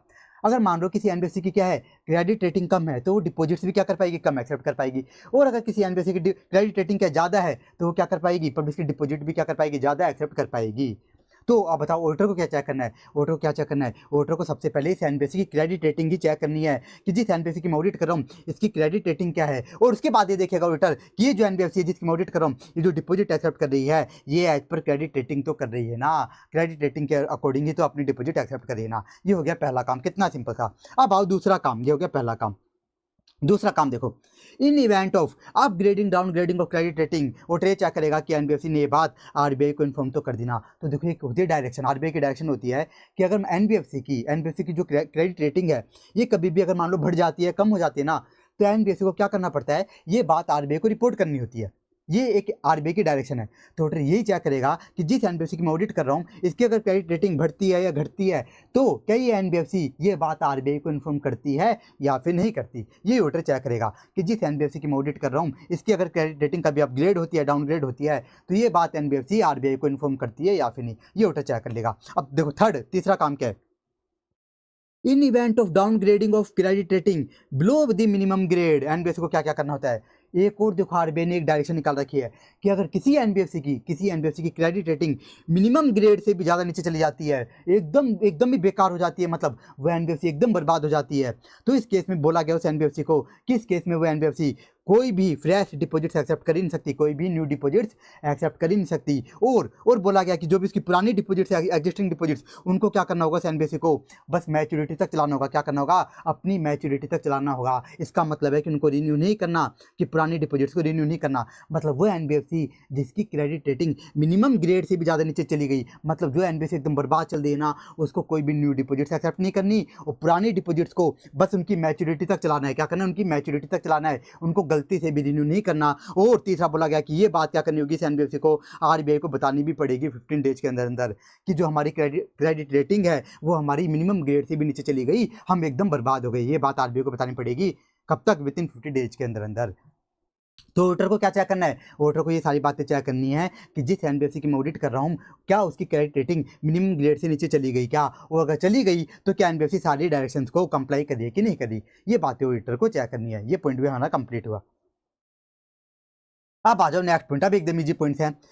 अब बताओ जो एनबीएफसी क्या कर रही है, डिपॉजिट एक्सेप्ट कर रही है, वो क्या करेगी, अपने डिपॉजिटर्स को इंटरेस्ट भी तो पे करेगी ना। तो ऑडिटर ये देखेगा कि जो एनबीएफसी जिसकी मैं ऑडिट कर रहा हूँ ये जो इंटरेस्ट कैलकुलेशन करिए तो सही से करिए ना। और ये देखेगा ऑडिटर की ये जो एनबीएफसी डिपॉजिट का रजिस्टर मेंटेन करिए कि नहीं कर रही। ऑडिटर क्या देखेगा कि जो एनबीएफसी है ये लिक्विड एसेट्स में इन्वेस्टमेंट करिए कि नहीं करी, क्योंकि आरबीआई की डायरेक्शन होती है उसमें बोला गया एनबीएफसी को कि आपको कुछ अमाउंट्स लिक्विड एसेट में इन्वेस्टमेंट करना ही होता है। क्यों करना होता है, सारी बातें हम रेगुलर लेक्चर में देखते हैं। तो ऑडिटर ये चेक करेगा कि ये जो एनबीएफसी जिसकी मैं ऑडिट कर रहा हूँ ये लिक्विड एसेट्स में इन्वेस्टमेंट करी है कि नहीं करी। और ऑडिटर ये देखेगा कि ये जो एनबीएफसी है ये आरबीआई को, ये जो एनबीएफसी जिसकी मैं ऑडिट कर रहा हूँ ये एनबीएफसी आरबीआई को टाइमली मैनर में रिटर्न सबमिट कर के आ रही है कि नहीं करके आ रही, टाइमली मैनर में रिटर्न सबमिट करती है कि नहीं करती। मतलब एनबीएफसी को क्या करना होता है, अपनी डिपॉजिट्स पर रिटर्न, अपनी जो इतनी सारी डायरेक्शन है आरबीआई की, इतनी सारी डायरेक्शन है प्रूडेंशियल लोन डायरेक्शन, उन पर क्या करना होता है, रिटर्न बना करके आरबीआई को सबमिट करनी होती है टाइमली मैनर में। तो ऑडिटर ये भी चेक करेगा कि जिस एनबीएफसी की ऑडिट कर रहा हूँ ये टाइमली मैनर में आरबीआई को रिटर्न सबमिट करती है कि नहीं करती। अब देखो लास्ट पॉइंट, अभी तक हमने जितने भी पॉइंट देखे ना, यहाँ पे किन की बात हो रही थी, डिपॉजिट्स की, मतलब ऐसी एनबीएफसी की जो डिपॉजिट एक्सेप्ट करती हो। लेकिन लास्ट पॉइंट में ओनली उस एनबीएफसी की बात हो रही है जो कि क्या है, नॉन डिपॉजिट टेकिंग एनबीएफसी है। कौन सी, नॉन डिपॉजिट टेकिंग एनबीएफसी। अब ध्यान से देखना यहाँ पे क्या लिखा है, इन case of NBFC non accepting deposits. अगर क्या एनबीएफसी क्या है, नॉन डिपॉजिट टेकिंग है, तो ऑडिटर ये चेक करेगा, check whether board resolution is passed. ऐसा क्यों चेक करेगा, क्योंकि यहाँ पे एक आरबीआई की डायरेक्शन होती है। आरबीआई ने देखो बहुत सारी डायरेक्शन निकाल रखी है, आईसीए ने सारी नहीं दे रखी है आपके कोर्स में, सारी नहीं दे रखी, बहुत कम, आईसीए ने तो बहुत कम दे रखी है। तो एक डायरेक्शन है कि अगर कोई एनबीएफसी जो क्या है नॉन डिपॉजिट टेकिंग, तो बोला गया कि एक एनबीएफसी तभी अपनी पब्लिक से डिपॉजिट एक्सेप्ट नहीं कर सकती, पब्लिक से डिपॉजिट एक्सेप्ट तभी नहीं कर सकती जब वहाँ पे बीआर पास हो रखा हो, जब वहाँ पे बोर्ड रेजोल्यूशन पास हो रखा हो इस रिगार्डिंग, तभी एक एनबीएफसी नॉन डिपॉजिट टेकिंग बन सकती है। तो ऑडिटर यही क्या करेगा कि जिस एनबीएफसी की मैं ऑडिट कर रहा हूँ अगर वो क्या है, नॉन डिपॉजिट टेकिंग है, तो ऑडिटर देखेगा यहाँ पे एक्चुअल में बीआर पास हो रखा है या फिर नहीं हो रखा। ऑडिटर ये बात भी चेक कर लेगा। ये भी हमारा पूरा कंप्लीट हो गया कि ऑडिटर पब्लिक डिपॉजिट डायरेक्शन को कैसे चेक करेगा, ये कैसे चेक करेगा, ये भी हमारा कंप्लीट हो गया। अब देखो लास्ट एकदम सिंपल था, और ऑडिटर क्या चेक करेगा, हमारा क्या चल रहा है बताओ, ऑडिटर की प्रोसीजर्स की, ऑडिटर क्या क्या काम करेगा। अब देखो लास्ट एकदम सिंपल था, एनबीएफसी प्रूडेंशियल नॉर्म डायरेक्शन। बताओ यहाँ पे ऑडिटर क्या देखेगा, ऑडिटर ये देखेगा कि आरबीआई ने जो भी डायरेक्शन निकाल रखी है उनको एनबीएफसी कंप्लाई कर रही कि नहीं कर रही। बताओ कौन कौन सी डायरेक्शन देखी थी हमने, तो ऑडिटर देखेगा कि compliance of norms relating to capital adequacy norm, जो था minimum capital adequacy ratio maintain करना होता है 15% ऑफ रिस्क वेटेड एसेट्स, वो कंप्लाई हो रहा है कि नहीं हो रहा। असेट क्लासिफिकेशन का नॉर्म कंप्लाई हो रहा है कि नहीं हो रहे। प्रोविजन वाले नॉर्म्स की प्रोविजन कितना कैलकुलेट करना है, कहीं जगह कोई 0.25%, 0.4%, 10%, वो सही से कंप्लाई हो रहे कि नहीं हो रहे। और लास्ट इनकम रिकॉग्निशन नॉर्म। अब आप बोलोगे सर ये इनकम रिकॉग्निशन नॉर्म क्या है, ये तो आपने हमको पढ़ाया ही नहीं, तो ऐसे नहीं भी आपको दिया नहीं कहीं पे भी, बस यहाँ पे बताया। तो देखो क्या होता है मैं बता देता हूँ, इनकम रिकॉग्निशन नॉर्म, इसमें बोला गया है कि जो असेट क्या बन जाती है, एनपीए बन जाती है। अब इन एनपीए जो भी इंटरेस्ट का अमाउंट ड्यू है, जो भी प्रिंसिपल का अमाउंट ड्यू है, जो भी डिविडेंड वगैरह का अमाउंट ड्यू है ना, बोला गया उसको आपको पी&एल में तब तक नहीं दिखाना जब तक वो आपको एक्चुअल में रियलाइज नहीं हो जाए, वो अमाउंट आपको एक्चुअल में मिल ना जाए। मतलब आपको इसको अमाउंट को कैश बेसिस पे दिखाना है। जैसे हम क्या करते हैं, आपने एफआर में पढ़ा है, हम पी&एल में क्या करते हैं, इनकम एक्सपेंस को एक्चुअल बेसिस पे दिखाते हैं। किस पे दिखाते हैं, एक्चुअल बेसिस। लेकिन यहाँ पे साफ साफ बोल दिया गया कि वो असेट जो कि एनपीए बन गई ना, एनपीए बन गई, उनका जो भी अमाउंट ड्यू है ना, जो भी अमाउंट ड्यू है उसको आपको एक्चुअल बेसिस पे दिखाना ही नहीं है। आपको किस पे दिखाना है, रियलाइज बेसिस पे दिखाना है, मतलब कैश बेसिस पे दिखाना है। ये होता है इनकम रिकॉग्निशन नॉर्म, इसे बोला जाता है इनकम रिकॉग्निशन नॉर्म। तो ये ऑडिटर क्या करेगा कि जिस एनबीएफसी की मैं ऑडिट कर रहा हूँ वो सारी की सारी डायरेक्शन को कंप्लाई करे कि नहीं कर रही, असेट क्लासिफिकेशन की डायरेक्शन को, प्रोविजन रिक्वायरमेंट की डायरेक्शन को, कैपिटल एडिक्वेसी नॉर्म्स को और इनकम रिकॉग्निशन नॉर्म्स को कंप्लाई करे कि नहीं कर रही। अब देखो आईसीए ने क्या करा, नेक्स्ट 2 पॉइंट्स में, इनमें किसके बारे में लिख दिया, इनके बारे में लिख दिया आईसीए ने, इन पॉइंट्स में लिख दिया आईसीए ने इनकम रिकॉग्निशन नॉर्म के बारे में, इनकम रिकॉग्निशन नॉर्म के बारे में। इन 2 पॉइंट्स में क्या क्या लिखा कि ऑडिटर चेक करेगा ensure that unrealised income from NPA not taken to P and L, कि ऑडिटर को ये चेक करना है कि जिस एनबीएफसी की मैं ऑडिट कर रहा हूँ ये अपने एनपीए पर अनरियलाइज्ड इनकम को तो पी&एल में नहीं दिखा रहे ना। मैंने क्या बताया था, एनपीए पे आप पी&एल में ओनली रियलाइज्ड इनकम को ही ले जा सकते हो, जो इनकम आपको एक्चुअल में रिसीव हो गई ना उसी को आप पी&एल में दिखा सकते हो, और दूसरी इनकम को आप पी&एल में नहीं दिखा सकते, आप एक्चुअल बेसिस पे नहीं दिखा सकते। तो वही बात ऑडिटर चेक करेगा। और दूसरा क्या चेक करेगा, check whether all accounts which have been classified as NPA in previous year also continue to be shown as NPA in current year. Auditor क्या करेगा कि जिस एनबीएफसी की मैं ऑडिट कर रहा हूँ इसने जिन अकाउंट्स को लास्ट ईयर में एनपीए दिखाया था, क्या उन्हीं अकाउंट्स को करंट ईयर में भी एनपीए दिखा रहे हैं या फिर नहीं दिखा रहे, एनपीए दिखा रहे कि नहीं दिखा रहे। और अगर ये करंट ईयर में नहीं दिखा रहे तो ऑडिटर क्या करेगा, क्या वास्तव में ये जो एनपीए थे क्या ये स्टैंडर्ड असेट में कन्वर्ट हो गए, क्या स्टैंडर्ड में कन्वर्ट हो गए, क्या मतलब इनसे सारा पैसा मिल गया, क्या हमें सारा का सारा पैसा मिल गया क्या या फिर नहीं मिला, ये ऑडिटर चेक कर लेगा। इस तरह से चेक करेगा कि जिन अकाउंट्स को लास्ट ईयर एनपीए दिखाया गया था उनको करंट ईयर भी एनपीए दिखाया जा रहा है या फिर नहीं दिखाया जा रहा। ये हमारा कंप्लीट हुआ। अब देखो नेक्स्ट पॉइंट में आईसीए ने किसकी बात कर दी, ऑडिटर क्या चेक करेगा, असेट क्लासिफिकेशन वाले की, देखो असेट क्लासिफिकेशन और प्रोविजन वाले की बात कर दी, असेट क्लासिफिकेशन एंड प्रोविजन वाले की, कि ऑडिटर क्या चेक करेगा कि जिस एनपीएससी की मैं ऑडिट कर रहा हूँ उसने जो एसेट क्लासिफिकेशन कर रखा है स्टैंडर्ड में, सब स्टैंडर्ड में, डाउटफुल में, लॉस में, वो प्रॉपर तो कर रखा है ना, और जो प्रोविजन बना रखा है वो तो प्रॉपर बना रखा है ना। देखो ये लिखा है verify loans and advances properly classified as standard, sub standard, doubtful, loss and proper provision तो बना रखा है ना, ये ऑडिटर चेक करेगा। और देखो लास्ट जो डायरेक्शन एकदम स्पेशल है, ये स्पेशल है क्या, ऑडिटर ये चेक करेगा ensure that board of directors self frame A policy for granting demand loan, कि अगर एक एनबीएफसी क्या कर रही है, डिमांड लोन दे रही है, तो ऑडिटर चेक करेगा यहाँ पे डिमांड लोन देने के रिगार्डिंग एनबीएफसी के बोर्ड ऑफ डायरेक्टर्स ने पॉलिसी बना रखी है या फिर नहीं बना रखी, पॉलिसी बना रखी नहीं बना रखी। क्यों, ये भी एक आरबीआई की डायरेक्शन है कि एक एनबीएफसी तभी डिमांड लोन दे सकती है जब उसके बोर्ड ऑफ डायरेक्टर्स ने पॉलिसी बना रखी हो, तो ऑडिटर ये बात भी चेक कर लेगा। तो यहाँ पे ये बस ये पॉइंट एकदम गंदा है। तो मैं बता देता हूँ यहाँ पे क्या क्या याद करना है, सारा हमारा कंप्लीट हो गया ऑडिटर की प्रोसीजर कि ऑडिटर को क्या क्या करना है। तो देखो यहाँ पे एक क्वेश्चन तो क्या आ सकता है, पूछ लेगा कि एनबीएफसी की केस में ऑडिटर की क्या क्या प्रोसीजर्स होंगी, तो आपको क्या करने पड़ेंगे, बोल्ड वाले पॉइंट सारे लिखने हैं, अंदर का अपने मन से बना के लिख देना। फिर एक क्वेश्चन तो ये होगा। दूसरा क्वेश्चन किस पे आ सकता है, इस NBFC acceptance of public deposit direction पे, इस लाइन पे क्वेश्चन दे देगा या फिर इस लाइन पे क्वेश्चन दे देगा। तो आपको देखो इसमें क्या क्या याद करना है, इसमें आपको ये फर्स्ट 2 पॉइंट्स तो आपको याद करने ही करने हैं, ये तो आपको याद करना है। बाकी जितने भी पॉइंट्स बचे ना, इसमें आप कोई भी 1 या 2 पॉइंट और याद कर लेना, कोई भी 1-2 पॉइंट और याद कर लेना, जितने भी बच गए बस आपको इतना से याद करना है। तो इसमें भी आपका बिल्कुल टाइम वेस्ट नहीं होगा। तो मैंने क्या क्या बताया आपको, बोल्ड वाले पॉइंट्स याद करने हैं, बोल्ड वाले तो आप पढ़ोगे 2-3 बार वैसे याद हो जाएंगे, इतने सिंपल से हैं। और फिर मैंने क्या बताया, ये जो टॉपिक है NBFC acceptance of public deposit direction, ये आपको याद करना है। इसमें पहले 2 पॉइंट आपको गारंटी याद करना है, और बाकी में तो बाकी जितने बच गए उसमें से कोई भी 1 या 2 पॉइंट करना, बस कोई भी 1-2 पॉइंट, तो इसमें भी आपको ज़्यादा टाइम नहीं लगे। फिर आया एनबीएफसी प्रूडेंशियल नॉर्म डायरेक्शन, यहाँ पे कितने दे रखा है ऐसे ने, यहाँ पे आपका ऐसे ने 5 पॉइंट दे रखे हैं, 5। तो वैसे तो 5 ही करने, लेकिन किसी को ज़्यादा ही दिक्कत है ना 5 याद करने में, तो वो कोई 4 पॉइंट्स याद कर लेना। तो यहाँ पे कितने करना है आपको, लर्न 4 to 5 पॉइंट्स, 4 to 5 याद करने हैं। इसका मैं आपको एक निमोनिक बना देता हूँ, लिखो इसका निमोनिक क्लब, सी आ रहा है 2 बार, देखो क्लब बना लो इसका निमोनिक। सी से क्या हो गया, कंप्लाइंस, कि कंप्लाइंस क्या करेंगे, और सी से क्या हो गया कि जिन अकाउंट्स को लास्ट ईयर एनपी दिखाया था उनको करंट ईयर में एनपी दिखा रहे कि नहीं। एल से क्या हो गया कि लोन एडवांसेज को प्रॉपर्ली क्लासिफाई कर रखा है कि नहीं। यू से क्या हो गया, अनरिलाइज्ड इनकम को पीएनडल में तो नहीं दिखा रहे। और बी से क्या हो गया कि बीओडी ने पॉलिसी तो बना रखी है ना डिमांड लोन के रिगार्डिंग, ये हमारा कंप्लीट हो गया। तो इस तरह से निमोनिक बना के याद करोगे तो जल्दी याद हो जाएगा, ये आपको याद करना है। तो देखो कुछ भी ऐसा नहीं आया जो बहुत ज़्यादा हार्ड हो सकता है इसमें आपको थोड़ा सा टाइम लग जाए, किसमें, एनबीएफसी प्रूडेंशियल नॉर्म डायरेक्शन में। अब आ जाओ नेक्स्ट टॉपिक, बहुत ज़्यादा ईजी है, क्या, audit checklist in case of NBFC investment credit company. यहाँ पे किसकी बात हो रही है बताओ, एनबीएफसी की एक टाइप की बात हो रही है, कौन सी वाले, इन्वेस्टमेंट क्रेडिट कंपनी। वो एनबीएफसी जो क्या करती है, किसी भी कंपनी के शेयर डिबेंचर्स वगैरह में इन्वेस्ट करती है, वो किसी भी कंपनी को क्या देती है, लोन्स एंड एडवांसेज देती है, उसकी बात हो रही है। तो इस केस में ऑडिटर क्या क्या प्रोसीजर्स लगाएगा, क्या क्या लगाएगा, तो देखो चाहे कोई भी एनबीएफसी हो, ऑडिटर ऊपर वाली सारी प्रोसेस लगाएगा ही। कोई भी एनबीएफसी हो ये सारी की सारी प्रोसेस लगाएगा, बिजनेस की अंडरस्टैंडिंग लेगा, कंट्रोल्स की अंडरस्टैंडिंग लेगा, रजिस्ट्रेशन चेक करेगा, पब्लिक डिपॉजिट की डायरेक्शन चेक करेगा, और प्रूडेंशियल नॉर्म डायरेक्शन चेक करेगा, सभी केस में करेगा कोई भी एनबीएफसी हो। लेकिन अगर इन्वेस्टमेंट क्रेडिट कंपनी ना, तो ये कुछ काम हो रहे जो क्या करेगा, ऑडिटर एक्स्ट्रा चेक करेगा, एक्स्ट्रा चेक करेगा, क्या क्या करेगा देखो। तो मैं पहले आपको ऐसे काम बताता हूँ जिसमें इन्वेस्टमेंट की बात हो रही है, जिसमें किसकी बात हो रही है, इन्वेस्टमेंट की।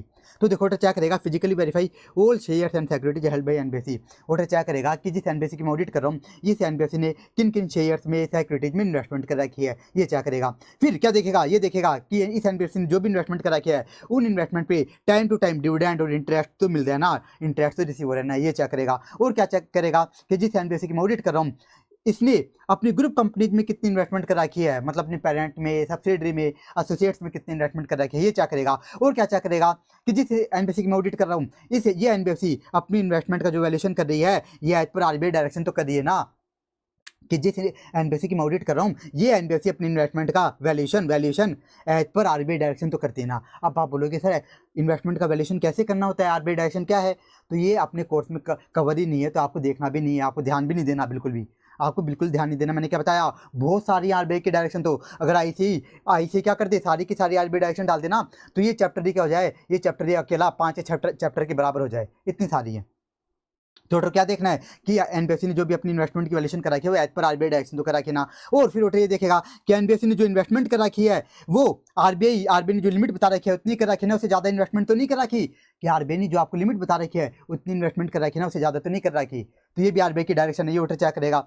और और क्या चेक करेगा, बोर्ड मिनट्स को रीड कर लेगा। बोर्ड मिनट्स क्या होती है, मैंने क्या बताया, कोई भी कंपनी होती है उनमें क्या होती है, मीटिंग्स होती है, बोर्ड ऑफ डायरेक्टर्स वगैरह की क्या होती है, मीटिंग्स होती हैं। तो मीटिंग्स होती है ना, तो उनकी क्या बनती है, मिनट्स बनती है, उसमें सब कुछ लिखा जाता है। तो उनको रीड करके पता लगा लेगा कि ड्यूरिंग द ईयर इस एनबीएफसी ने, जिसकी मैं ऑडिट कर रहा हूँ, ड्यूरिंग द ईयर इस एनबीएफसी ने, जिसकी मैं ऑडिट कर रहा हूँ, इसने कितनी इन्वेस्टमेंट परचेज की, कितनी सेल की, ये पता लगा लेगा। तो देखो ये सारे पॉइंट्स हो गए इन्वेस्टमेंट वाले।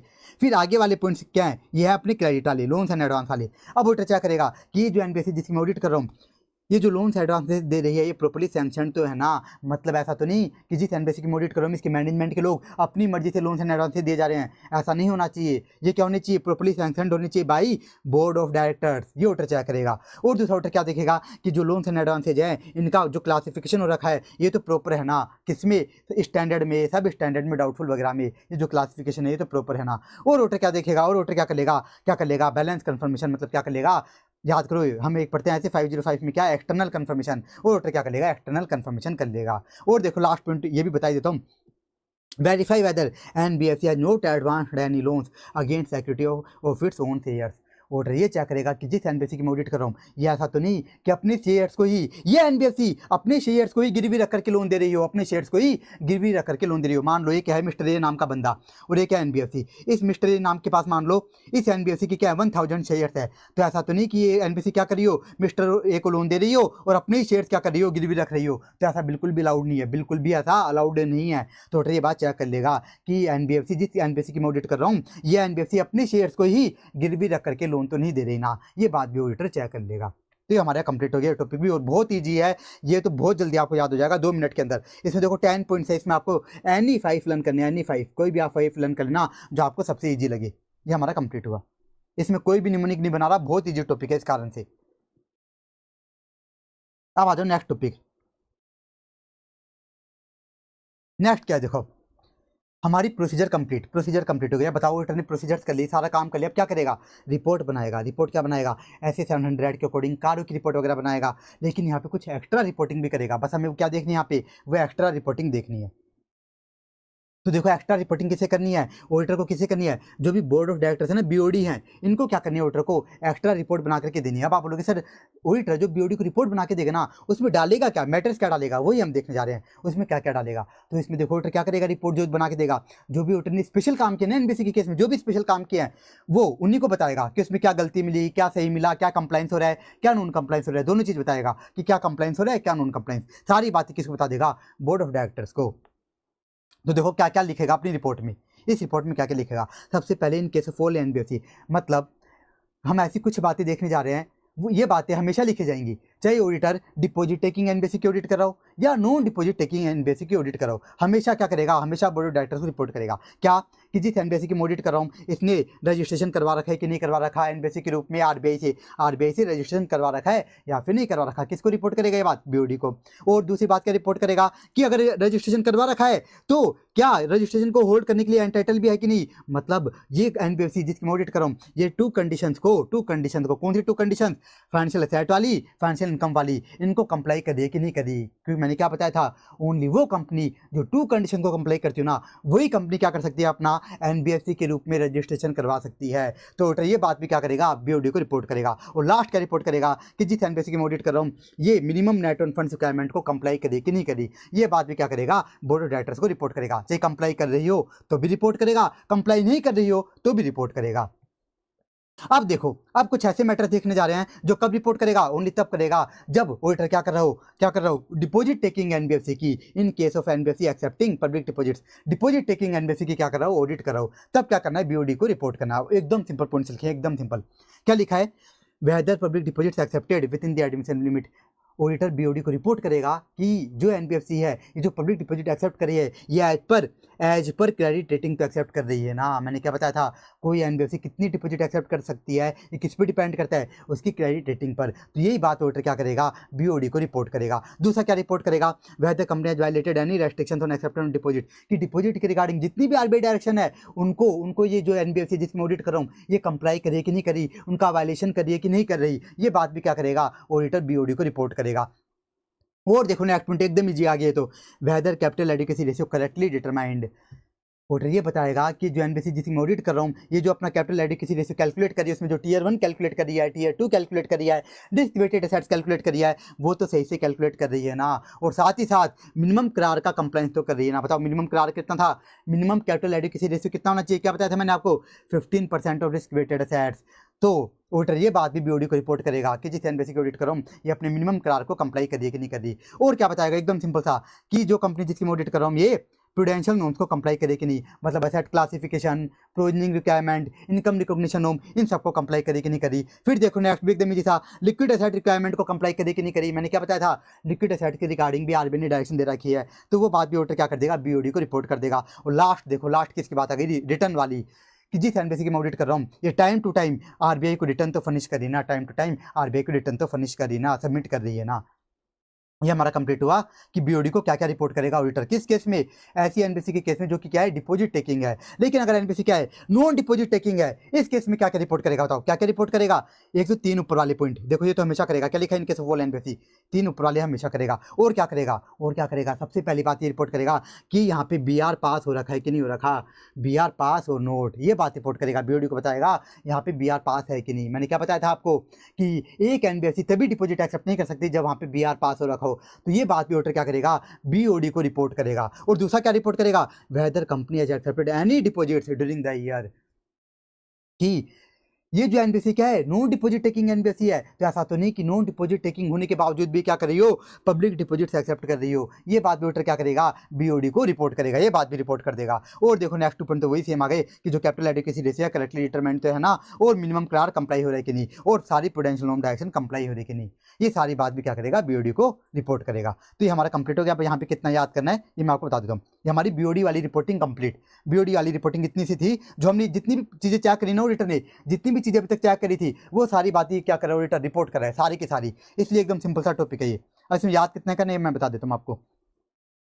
तो दिखाई से क्वेश्चन कैसे पूछता है, बोलेगा आपको कि ऑडिटर को रिपोर्ट करना है बीओडी को, तो उस रिपोर्ट में क्या क्या मेजर डालेगा। वो बोल दिया आपको कि ये जो एनबीसी क्या है, मान लो डिपॉजिट टेकिंग एनबीसी क्या है, डिपॉजिट टेकिंग, तो आपको क्या करना है, ऊपर वाले आंसर लिखना है और इतना आंसर लिखना है। लेकिन क्वेश्चन में बोल दिया गया ये एनबीसी क्या है, ये है नॉन डिपॉजिट टेकिंग, तो आपको क्या करना पड़ेगा, ये ऊपर वाले 3 पॉइंट लिखने होंगे और नीचे वाले यहाँ पे 4 पॉइंट। तो कितना कितना याद करना है वो मैं आपको बता देता हूँ। ये तो मैंने बता दिया क्वेश्चन कैसे पूछेगा इसी, अब याद कितना करना है वो देख लो। ऊपर जो 3 पॉइंट है जो सभी एनबीसी के केस में, इनमें से आपको कोई भी 2 याद करना है, एनी 2 लर्न, रीड सारे कर लेना, देखो रीड सारे याद 2। फिर आए डिपॉजिट टेकिंग एनबीसी वाले, इसमें आप क्या कर लेना, देखो एक ये पॉइंट याद कर लेना, एक कैपिटल एडिक्वेसी रेशियो वाला, एक प्रूडेंशियल नॉर्म और एक ये रिटर्न वाला, बस ये 4 पॉइंट याद करना, ये आपको 4 याद करने हैं, बाकी रीड कर लेना, जो 4 मैंने बोले वही करने हैं। और नॉन डिपॉजिट टेकिंग वाले में, इसमें देखो 4 हैं, तो कम से कम 3 तो करने ही है आपको, 4 हो जाए तो बहुत बढ़िया बात है। और देखो ये 2 तो पक्का करने हैं आपको, क्यों ये 2 पक्का क्यों याद करने हैं आपको, देखो ये दोनों पॉइंट ऊपर भी सेम है, कैपिटल एडिक्वेसी रेशियो और prudential norm, capital adequacy ratio prudential norm दोनों सेम टू सेम पॉइंट ऊपर भी है, इस कारण से दोनों तो आपको याद करने ही करने हैं। तो बाकी नॉन डिपॉजिट वाले में ट्राई करना, आप कितने में लिख देता हूँ यहाँ पे, लर्न 3 से 4, 4 हो जाए तो 4, अदरवाइज 3 तो करनी ही है। ठीक है, ये हमारा कंप्लीट हुआ और ये आराम से याद हो जाएगा, बहुत सिंपल लैंग्वेज है इनकी, बहुत ज़्यादा सिंपल, बहुत जल्दी याद हो जाएंगे ये पॉइंट, बिल्कुल भी टाइम नहीं लगेगा, ऐसे नहीं कि हार्ड है। और ऊपर कितने करने हैं इनके सफोल में, 3 याद नहीं करने, बस 2 याद कर लेना कोई भी, ओके। अब आ गया नेक्स्ट टॉपिक। ऊपर तो देखो ऑडिटर क्या कर रहा था, बीओडी को रिपोर्ट बना करके दे रहा था, अब ऑडिटर क्या करेगा यहाँ पे, आरबीआई को रिपोर्ट देगा। लेकिन यहाँ पे क्या देगा, आरबीआई को देगा ओनली एक्सेप्शन रिपोर्ट, मतलब आरबीआई को ओनली नॉन कंप्लाइंस के बारे में बताएगा। क्या क्या नॉन कंप्लाइंस, देखो स्पीड से बता देते हो, टॉपिक सिंपल सा है कि कंपनी अगर कंप्लाई नहीं करी, कि जिसकी ऑडिटर ऑडिट करे वो कंप्लाई नहीं करी, मान लो आरबीआई एक्ट की जो भी प्रोविजन है उनका कंप्लाई नहीं करी, पब्लिक डिपॉजिट डायरेक्शन जो हमने देखी थी उनका कंप्लाई नहीं करी, या फिर आरबीआई की और जो भी कोई दूसरी डायरेक्शन है, कितनी सारी डायरेक्शन होती हैं, एसेट क्लासिफिकेशन की डायरेक्शन, कैपिटल एडिक्वेसी रेशियो की डायरेक्शन और प्रोविजनिंग रिक्वायरमेंट की डायरेक्शन, इनकम रिकॉग्निशन की डायरेक्शन, कितनी सारी होती है, उनका कंप्लाई नहीं करी, तो ऑडिटर की क्या ड्यूटी ऑब्लिगेशन है, क्या ड्यूटी है, क्या करना, नॉन कंप्लाइंस को जाकर के रिपोर्ट करना, किस कहाँ पे जाकर के, रीजनल ऑफिस ऑफ आरबीआई को जाकर के रिपोर्ट करना। फिर यहाँ पे बता दिया गया कि ऑडिटर की ड्यूटी क्या है, ऑडिटर की ड्यूटी ओनली कंट्रावेंशन को रिपोर्ट करना है, आरबीआई को ओनली कंट्रावेंशन जाकर के बताने हैं, कोई कंप्लाइंस जाकर के नहीं बताना। Such report note contain any statement regarding compliance, कि क्या कंप्लाइंस कर रही है ये जो एनबीएफसी जिसकी मैं ऑडिट कर रहा हूँ, ये क्या क्या कंप्लाइंस कर रही है, वो रामायण नहीं गानी, वो रामायण आरबीआई के सामने जाकर के नहीं गानी, आरबीआई को जाकर के क्या बताना है, ओनली कंट्रावेंशन बताने हैं, ओनली नॉन कंप्लाइंस बताने हैं। तो ये सिंपल सा हो गया, ये कंप्लीट हमारा। ये आपको याद करना है, इसमें आपको हल्का सा टाइम लगेगा। देखो पुराने एकदम इजी थे, ज़्यादा टाइम वेस्ट नहीं करना आपको, बिल्कुल भी नहीं करना। ऑडिट चेकलिस्ट एकदम इजी, बिल्कुल टाइम वेस्ट नहीं करना है आप, एकदम स्पीड से याद करना है इनको। कितना याद करना है सब बता दिया मैंने। ओब्लिगेशन वाले की लैंग्वेज थोड़ी सी गंदी है, हल्का सा टाइम लग जाएगा यहाँ पे हल्का सा लगेगा। अब आ जाओ नेक्स्ट टॉपिक, आपको रीड करना है क्या, सर्टिफिकेट फ्रॉम स्टैट ऑडिटर। एक बार ये बता देता हूँ इसमें क्वेश्चन कैसे पूछता है, इस वाले टॉपिक पर लिखेगा एक्सेप्शन रिपोर्ट टू आरबीआई, या फिर बोल देगा ओब्लिगेशन कि ओब्लिगेशन ऑफ ऑडिटर क्या है, ये बोल देगा। तो आपको ये पूरा टॉपिक छापना होगा। आप आ जाओ नेक्स्ट फालतू सा सर्टिफिकेट फॉर्म स्टैट्यूटर कि जो भी एनबीएससी ने क्या करेंगी, एनबीएससी को भी क्या करना है, सभी एनबीएससी को भी क्या करना है, अपने ऑडिटर से एक सर्टिफिकेट लेना है। क्या करना है, अपने ऑडिटर से एक सर्टिफिकेट लेना है। क्या सर्टिफिकेट लेना है, हर एनबीएफसी को अपने ऑडिटर से ये सर्टिफिकेट लेना है कि हम क्या कर रहे हैं, हम एनबीएफसी वाला काम कर रहे हैं और हमने रजिस्ट्रेशन करवा रखा है, और हम 2 कंडीशन हैं वो हम फुलफिल कर रहे हैं। कौन सी, फाइनेंशियल एसेट वाली कंडीशन और फाइनेंशियल इनकम वाली, दोनों कंडीशन हम फुलफिल कर रहे हैं। ये क्या करना है, हर एनबीएफसी को क्या करना है, ये वाला सर्टिफिकेट क्या करना है, ऑडिटर से लेना है। अब आप बोलोगे सर सर्टिफिकेट लेकर के करना क्या है इनको, सर्टिफिकेट लेकर के इन एनबीएफसी को इस सर्टिफिकेट का चार्ज नहीं डालना, क्या करना है, इस सर्टिफिकेट को जाकर के क्या करना है, जमा करवाना है। जमा करवाना है, देखो दिस सर्टिफिकेट सबमिटेड टू कहाँ पे, रीजनल ऑफिस ऑफ आरबीआई को जाकर के जमा करवाना है। कब तक जमा करवाना है, within 5 working days from the date of signing of auditor report. जैसे ही ऑडिटर अपनी रिपोर्ट साइन कर देना, उसके विद इन 5 वर्किंग डेज के अंदर एनबीएफसी को क्या करना है, इस सर्टिफिकेट को जाकर के जमा करवाना है। लेकिन किससे लेट जमा नहीं कराना, 31 दिसंबर से लेट जमा नहीं कराना। मान लो ऑडिटर ने अपनी रिपोर्ट कब साइन करी, 28 दिसंबर को साइन करके दी, 28 दिसंबर, तो एनबीएससी को क्या करना है, विद इन 3 डेज के अंदर मतलब 31 दिसंबर तक क्या करना है, इस सर्टिफिकेट को जाकर के रीजनल ऑफिस में जाकर के जमा कराना है। बस ये हो गया, ये हमारा कंप्लीट होगा सर्टिफिकेट फ्रॉम स्टैट ऑडिटर। इसमें आपको क्या करना है, पूरा आपको रीड करना है, याद भी करना चाहो तो ये वाली लाइन याद कर लेना कि this certificate submitted to regional office within 5 working days. बस इतना से याद कर लेना और रीड सारा करना है इसके अंदर। तो ये भी कंप्लीट हो गया। अब आ जाओ लास्ट टॉपिक, क्या, difference between division second in DS other than NBFC and division third in DS NBFC of schedule third. आप बोलोगे यहाँ पे क्या देखने जा रहे हैं, यहाँ पे हम देखने जा रहे हैं प्रेजेंटेशन रिक्वायरमेंट। जैसे आप देखते हो ना अदर एंटिटीज के लिए, कहाँ पे देखते हो आप अपने एफआर सब्जेक्ट में, कि भाई जो बैलेंस शीट है उसका प्रेजेंटेशन कैसे होगा, पी&एल का प्रेजेंटेशन कैसे होगा, हम देखते हैं ना वहाँ पे, कहाँ पे एफआर सब्जेक्ट में। लेकिन एफआर सब्जेक्ट में बता रखा है अदर एंटिटीज के रिगार्डिंग कि वहाँ उनका प्रेजेंटेशन कैसे होगा। और एफआर सब्जेक्ट में एनबीएफसी का, कि जो एनबीएफसी है, एनबीएफसी कोई अगर क्या है, कोई कंपनी क्या है एनबीएफसी, वो अपने पी&एल कैसे बनाएगी, उसका प्रेजेंटेशन कैसे होगा, बैलेंस शीट कैसे बनाएगी, इसके बारे में एफआर सब्जेक्ट में नहीं बता रखा। तो वो हम यहाँ पे देखने जा रहे हैं, वो हम देखने जा रहे हैं। तो ये कहाँ पे बता रखा है ये चीज़, इसकी प्रेजेंटेशन कहाँ बता रखी है, डिवीजन थर्ड के अंदर, कि एनबीएफसी अपने इंडेक्स के अकॉर्डिंग अपने फाइनेंशियल स्टेटमेंट का प्रेजेंटेशन कैसे करेगी, ये बात कहाँ बता रखी है, डिवीजन थर्ड में बता रखी है। तो देखो यहाँ पे क्या लिखा है, presentation requirement under division third for NBFC are similar to division second to a large extent except following। बोला गया कि जो प्रेजेंटेशन रिक्वायरमेंट है ना वो लगभग सेम ही है जो अदर एंटिटीज के लिए होती है ना, लगभग सेम ही है, बस कुछ चेंजेस हैं। अब कुछ चेंजेस क्या है मैं आपको कंसेप्ट बुक से बताता हूँ, अपने हैंड रिटन नोट्स पे आओ। तो देखो सबसे पहला क्या लिखा है, एकदम इजी सा पॉइंट, कि जो एनबीएफसी है ना ये क्या कर सकती है, अपने बैलेंस शीट आइटम्स को लिक्विडिटी ऑर्डर में क्या कर सकते हैं, प्रेजेंट कर सकते हैं चाहे तो लिक्विडिटी ऑर्डर में। मतलब एनबीएफसी की जो सेट सब क्या है सबसे ज़्यादा लिक्विड है, एनबीएफसी की जो सेट सबसे ज़्यादा लिक्विड है उसको सबसे पहले दिखा दे, उसके बाद उससे कम वाली को, उसके बाद उससे कम वाली को, उसके बाद उससे कम वाली लिक्विड एसेट्स को दिखा दे। लेकिन बताओ क्या अदर एंटिटी ऐसा कर सकते हैं क्या, बिल्कुल भी नहीं कर सकती, बिल्कुल भी अलाउड नहीं है। दूसरा क्या बोला गया कि एनबीएफसी को क्या करना है, अपने ऐसी इनकम, ऐसे एक्सपेंस आइटम को जो कि क्या है more than 1% of total income है, इनको अलग से डिस्क्लोज करना ही पड़ेगा। कि एनबीएफसी को अपने ऐसे इनकम या फिर ऐसे एक्सपेंस आइटम जो कि मोर देन 1% ऑफ क्या है टोटल इनकम, इनको अलग से दिखाना ही पड़ेगा। मतलब पी&एल है, मान लो पी&एल में कोई इनकम ऐसे आ रही है जो क्या है more than 1% of total income है, तो इसको एनबीएफसी अदर इनकम में नहीं दिखा सकती कि अदर इनकम में दिखा दिया, नहीं ऐसा नहीं कर सकती एनबीएफसी, इसको तो अलग से दिखाना ही पड़ेगा। इस इनकम के आइटम को तो पी&एल में अलग से दिखाना पड़ेगा, ये बोला गया यहाँ पे। ये कंप्लीट हो गया। फिर देखो और कि एनबीएफसी को क्या करना है, मान लो एनबीएफसी के जो डायरेक्टर्स हैं, जो बोर्ड ऑफ डायरेक्टर्स हैं, वो किसी एलएलपी में क्या पार्टनर्स भी हैं। एनबीएफसी के जो बोर्ड ऑफ डायरेक्टर्स हैं ना, बीओडी के लोग, वो क्या है किसी लिमिटेड लायबिलिटी पार्टनरशिप में पार्टनर्स भी हैं। और मान लो ये एलएलपी क्या है, ये एलएलपी एनबीएफसी की क्या है, डेटर भी है, डेटर भी है। तो बोला गया कि एनबीएफसी को क्या करना पड़ेगा, अपनी बैलेंस शीट में ये जो एलएलपी है इसको अलग से दिखाना पड़ेगा, इसको ट्रेड रिसीवेबल के अंदर नहीं दिखाना, इसको अलग से दिखाना पड़ेगा। क्या दिखाना पड़ेगा, डेट्स ड्यू फ्रॉम एलएलपी, इस तरह से अलग से दिखाना पड़ेगा, अलग से सेपरेटली डिस्क्लोज करना पड़ेगा।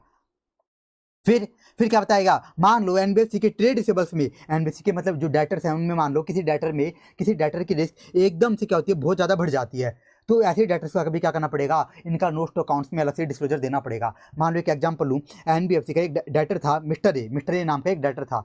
इस मिस्टर ए नाम की बेचारी डेटर था ये, इसके बिजनेस में बेचारी मान लो बहुत भयंकर आग लग गई। मिस्टर ए की बिजनेस में बहुत भयंकर आग लग गई और ये क्या हो गया, बर्बाद हो गया। तो बताओ इसकी रिस्क क्या हो गई, एकदम ज़्यादा बढ़ गई। इस डाटर की रिस्क क्या हो गई, एकदम ज़्यादा बढ़ गई। तो एनबीसी को क्या करना पड़ेगा, इस डाटर के बारे में क्या करना पड़ेगा, अलग से डिस्क्लोजर देना पड़ेगा। फिर देखो नेक्स्ट क्या लिखा है कि एनबीएफसी को क्या करना है, अपने पीएनडल के अंदर रेवेन्यू फ्रॉम ऑपरेशंस के आइटम और ओसीआई के आइटम्स को पीएनडल में अलग से सारे दिखाना ही पड़ेगा, आइटम्स को अलग से दिखाना पड़ेगा। नोट्स में नहीं दिखा सकते कि नोट्स टू अकाउंट्स में दिखा दिया। जैसे आप याद करो, एफआर में हम क्या करते हैं, हम क्या लिखते हैं पीएनडल के अंदर रेवेन्यू फ्रॉम ऑपरेशन लिखते हैं, उसके अंदर डाल देते हैं नोट नंबर वन। फिर हम नोट टू अकाउंट्स में दिखा देते हैं कि रेवेन्यू में क्या क्या आइटम आ रहे हैं। लेकिन एनबीएफसी के अंदर आपको ऐसा नहीं करना, आपको रेवेन्यू के अंदर क्या क्या आ रहा है सब कुछ दिखाना पड़ेगा। इंटरेस्ट, डिविडेंड वगैरह जो भी आ रहा है रेवेन्यू के अंदर, वो सारी चीज़ें आपको दिखानी पड़ेगी। कहाँ पे, पीएनडल के अंदर ही, नोट्स टू अकाउंट्स में आपको नहीं दिखाना। इस तरह से आपको करना है। और लास्ट क्या है कि एनबीएफसी को क्या है, एनबीएफसी को जो भी ये स्टैट्यूटरी रिजर्व्स मेंटेन करनी है, इनका भी सेपरेटली डिस्क्लोजर देना है नोट्स टू अकाउंट्स में। ये स्टैट्यूटरी रिजर्व्स क्या होते हैं, ये लॉ की रिक्वायरमेंट के कारण आपको मेंटेन करने होते हैं। लॉज एंड रेगुलेशन की रिक्वायरमेंट होती है, इसलिए एनबीएफसी को क्या करने होते हैं, ये स्टैट्यूटरी रिजर्व्स मेंटेन करने होते हैं, तो इनका अलग से डिस्क्लोजर देना होता है। तो ये हमारा कंप्लीट हो गया ये टॉपिक भी, difference between division second and division third. अब आओ एक बार कंसेप्ट बुक पे, जो भी हमारा कंप्लीट हुआ difference between division second and division third. और ये आपको अच्छे से याद करना है, ये बहुत ज़्यादा इंपॉर्टेंट टॉपिक है, बहुत ज़्यादा important, difference between division second and division third. यहाँ पे देखो 6 पॉइंट दे रखे हैं, आपको 5 पॉइंट्स लर्न करने हैं, 5 पॉइंट्स आपको याद करने हैं। आप कोई स्टूडेंट बोले सर मेरे को तो 5 पॉइंट्स याद हो ही नहीं रहे, बहुत खतरनाक लैंग्वेज लग रही है, बिल्कुल याद नहीं हो रहे, तो आप 4 याद कर लेना। ऐसे नहीं कि 5 के चक्कर में 1 घंटा ही लगा दिया इस टॉपिक में, 10 मिनट में, मैक्सिमम 10 मिनट में याद करना है। तो किसी को 5 याद नहीं हो रहे तो 4 याद कर लेना, 4 to 5 याद कर लेना। तो ये पूरे हमने पूरा देख लिया एनबीएफसी, सारे कंसेप्ट देख लिए। देखो कितना सिंपल सा चैप्टर है, और इस चैप्टर को बिना बात में स्टूडेंट छोड़ देते हैं। देखा जाए तो देखो इसकी लैंग्वेज गंदी है, इस वाले टॉपिक में आपको टाइम लगेगा, डिफरेंस वाले में और कहाँ टाइम लगेगा, ऑब्लिगेशन वाले में हल्का सा टाइम लगेगा, सिर्फ हल्का सा, और कहाँ टाइम लगेगा, ये प्रूडेंशियल नॉर्म्स वाले में आपको हल्का सा लगेगा बस। और देखो और कहीं पे भी आपको टाइम लगे, और सारे तो प्रैक्टिकल टॉपिक है। और देखो फ्रॉड वाला यहाँ पे मैंने कितने पॉइंट्स बोले आपको, ओनली 3-4 पॉइंट्स बोले, बिल्कुल टाइम नहीं लगे। फिर क्लासिफिकेशन तो बस रीड वाले टॉपिक से एकदम ईजी से हैं, कहीं पे भी टाइम नहीं लगे, फिर भी स्टूडेंट इस चैप्टर को छोड़ के चले जाते हैं। एकदम ईजी सा चैप्टर है, जबकि एकदम ईजी था। चलो अब इसके कुछ क्वेश्चन मैं आपको करवा देता हूँ, कुछ प्रैक्टिकल क्वेश्चन।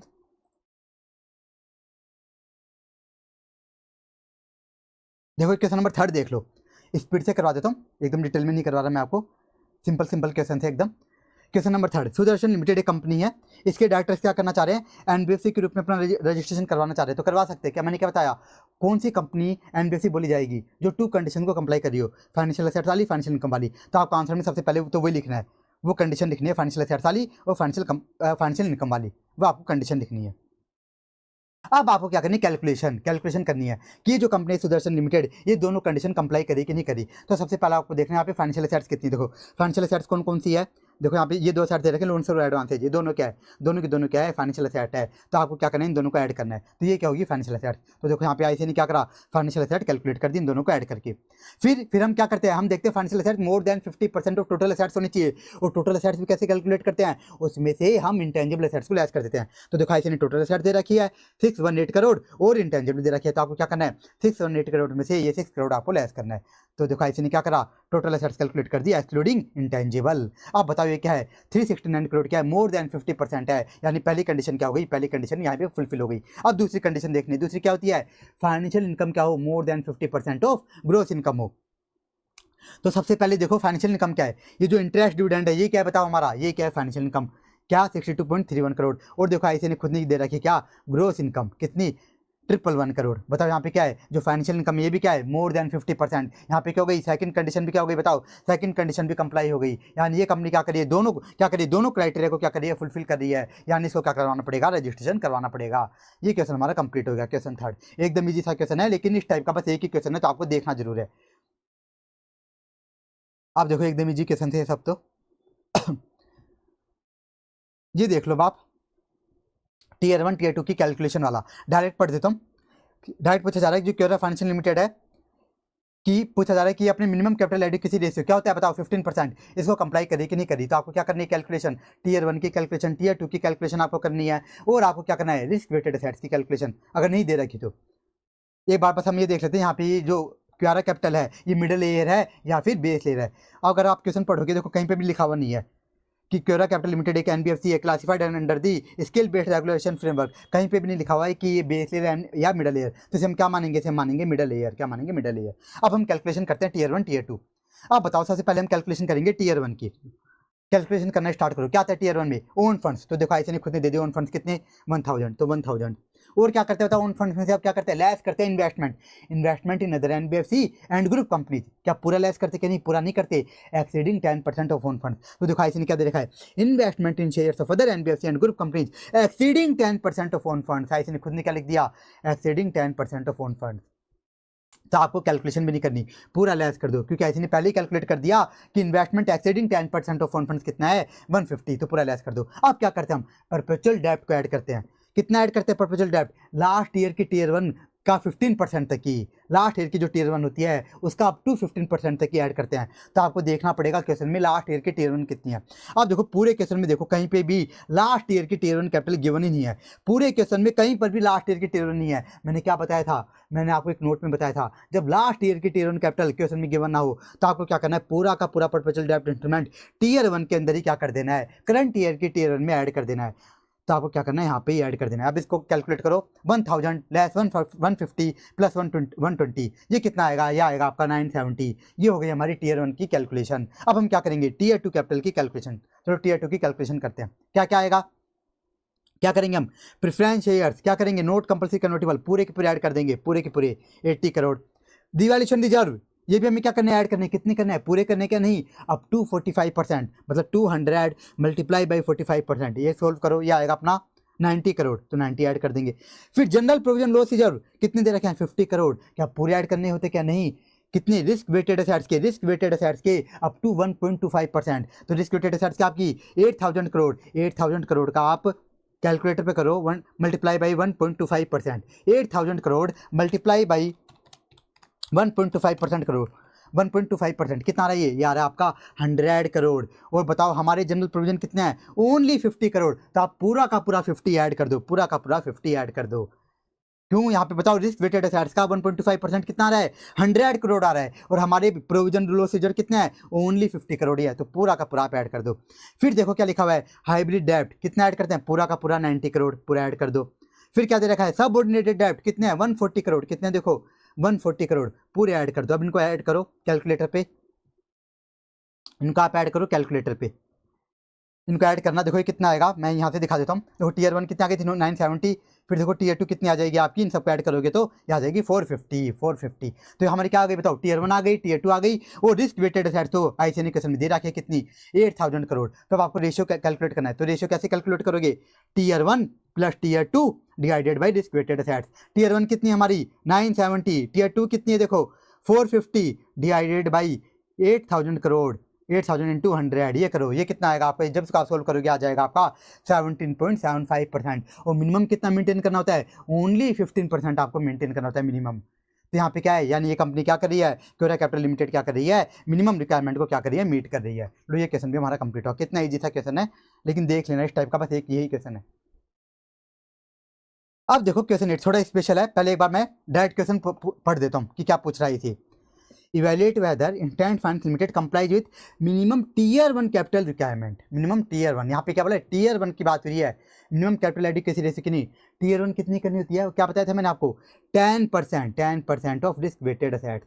लेकिन यहाँ पे एक चीज़ बताई थी 12%, कि टीयर 1 मेंटेन होती है 12%। अगर क्या हो, ये एनबीएफसी क्या हो, अगर ये क्या कर रही हो, गोल्ड ज्वेलरी को गिरवी रख करके लोन दे रही हो। तो एक बार हम क्वेश्चन में देख लेते हैं कौन सी है, क्योंकि सबसे जरूरी तो यही पता लगाना है। तो देखो ऊपर कहीं पे लिखा हुआ है कि ये बात कि गोल्ड ज्वेलरी वगैरह की गिरवी रख रही है कि नहीं, क्या इधर लिखा हुआ है, नहीं यहाँ पे भी नहीं लिखा हुआ, सेकंड पॉइंट पे भी नहीं। अब देखो 4 पॉइंट में लिखा हुआ है, the company's primary business involve lending against gold jewellery. साफ साफ लिख दिया कि एनबीसी क्या कर रही है, गोल्ड ज्वेलरी को गिरवी रख करके क्या दे रही है, लोन दे रही है। तो यहाँ पे इस कंपनी को, इस एनबीसी को बताओ कितनी टीयर 1 मेंटेन करनी होगी, कम से कम कितनी करनी होगी, 12% मेंटेन करनी होगी। 12% ऑफ रिस्क वेटेड असेट्स को मेंटेन करनी होगी। तो बस इतना हमें पता चल गया। अब आ जाओ क्वेश्चन में स्टार्टिंग से क्या लिखा है, इंस्टेंट फाइनेंस लिमिटेड क्या है, ये क्या है, नॉन बैंकिंग फाइनेंशियल कंपनी है, और वो भी कौन सी, देखो बेस लेयर, ये ध्यान रखना बेस लेयर। क्यों, मैंने क्या बताया था, टीयर 1 कैपिटल में काम आएगा। मैंने क्या बताया था, बेस लेयर जो एनबीएफसी होती है वो अपने टीयर 1 कैपिटल में परपेचुअल डेब्ट इंस्ट्रूमेंट को ऐड ही नहीं करती, चाहे कोई सी भी हो, चाहे मतलब बेस लेवल अगर एनबीएफसी है तो ना वो टीयर 1 कैपिटल में ना टीयर 2 कैपिटल में क्या करेगी, परपेचुअल डेब्ट इंस्ट्रूमेंट को ऐड करेगी ही नहीं, इंक्लूड करेगी ही नहीं, जो बेस लेवल एनबीएफसी होती है तो ये इंक्लूड नहीं होंगे। इस कारण से ये बात आपको ध्यान रखनी है एनबीएफसी बेस लेयर। अब देखो इसमें क्या लिखा हुआ है, ये जो एनबीएफसी है इंस्टेंट फाइनेंस लिमिटेड, इसकी रिस्क वेटेड एसेट्स कितनी है, 1000 करोड़। क्या है देखो 1000 करोड़। तो बताओ यहाँ पे इसको कितनी टीयर मेंटेन करनी है, कम से कम कितनी करनी है, अभी हमने देखा 12% of risk weighted assets, 1000 crore का 12% करो कितना आएगा, कितना आएगा ये आएगा आपका 120 करोड़। मतलब इस एनबीएफसी की जो टीयर 1 होनी चाहिए ना, कम से कम कितनी होनी चाहिए, 120 होनी चाहिए, 120 कम से कम होनी चाहिए अगर इसको आरबीआई की डायरेक्शन को कंप्लाई करना है तो। अब देखो नेक्स्ट पॉइंट में क्या लिखा, नेक्स्ट पॉइंट में देखो क्या लिखा, the company has reported tier 1 capital of 130 crore. ICA ने खुद ही कैलकुलेट करके दे दी कितनी है, 130 करोड़। आप बोलोगे सर इसकी जो टीयर 1 है वो तो क्या है 120 करोड़ से ज़्यादा है, मिनिमम से ज़्यादा है, मतलब ये कंपनी क्या करी है, आरबीआई के डायरेक्शन को कंप्लाई करी है। लेकिन एक बार रुक जाओ, थोड़ा सब्र करो, देखो आगे क्या लिखा है कि इस कंपनी की टीयर 1 कितनी है 130, लेकिन इस 130 में क्या इंक्लूड है, 15 करोड़ की परपेचुअल डेब्ट भी क्या है इंक्लूड है। जबकि मैंने क्या बताया था, जो एनबीएफसी बेस लेयर होती है ये तो अपनी टीयर 1 और टीयर 2 कैपिटल में परपेचुअल डेब्ट को इंक्लूड करती नहीं है, तो हम क्या कर देंगे, इस 130 में से लेस कर देंगे क्या 15 करोड़। 15 करोड़ तो कितनी आएगी बताओ, टीयर 1 कितनी आएगी, टीयर 1 कितनी आएगी, यहाँ पे टीयर 1 कितनी आएगी, ओनली 115 करोड़। और 115 करोड़ क्या बताओ 120 से क्या है, कम है, यानी ये जो एनबीएफसी है ये आरबीआई की डायरेक्शन को कंप्लाई नहीं कर रही। तो ये आपको पूरा आंसर लिखना है फर्स्ट पॉइंट में, ये हो गया हमारे फर्स्ट पॉइंट का आंसर कंप्लीट। तो आपको पहले थोड़ी सी थ्योरी लिख देनी है कि एनबीएफसी को मिनिमम कितना कैपिटल एडिक्वेसी रेशियो मेंटेन करना है 15%। वो गोल्ड ज्वेलरी वाले केस में जो टीयर 1 मेंटेन करनी होती है कितनी करनी होती है 12%, तो इस केस में कितनी करनी है 120 होनी चाहिए कम से कम।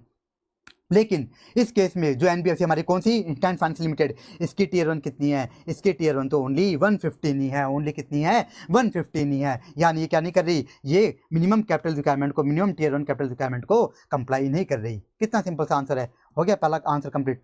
अब देखो दूसरा क्वेश्चन क्या पूछ रहा है, discuss the treatment and impact of perpetual डेब्ट instrument in the calculation of tier 1 capital. क्या करेंगे हमारे केस में, हम क्या बताएंगे कि जो ये एनबीएफसी है कौन सी, इंस्टेंट, कौन सी वाली, इंस्टेंट फाइनेंस लिमिटेड, ये क्या है बेस लेयर एनबीएफसी है, तो ये परपेचुअल डेब्ट इंस्ट्रूमेंट को इंक्लूड ही नहीं करेगी। देखो आंसर में आईसी ने भी लिखा है कि जो इंस्टेंट फाइनेंस लिमिटेड है क्या ये एनबीएफसी बेस लेयर है, इसलिए ये क्या करेगी, ये जो एनबीएफसी है अपनी टीयर 1 कैपिटल में परपेचुअल डेब्ट इंस्ट्रूमेंट को इंक्लूड ही नहीं करेगी। कितना सिंपल सा आंसर लिख दिया।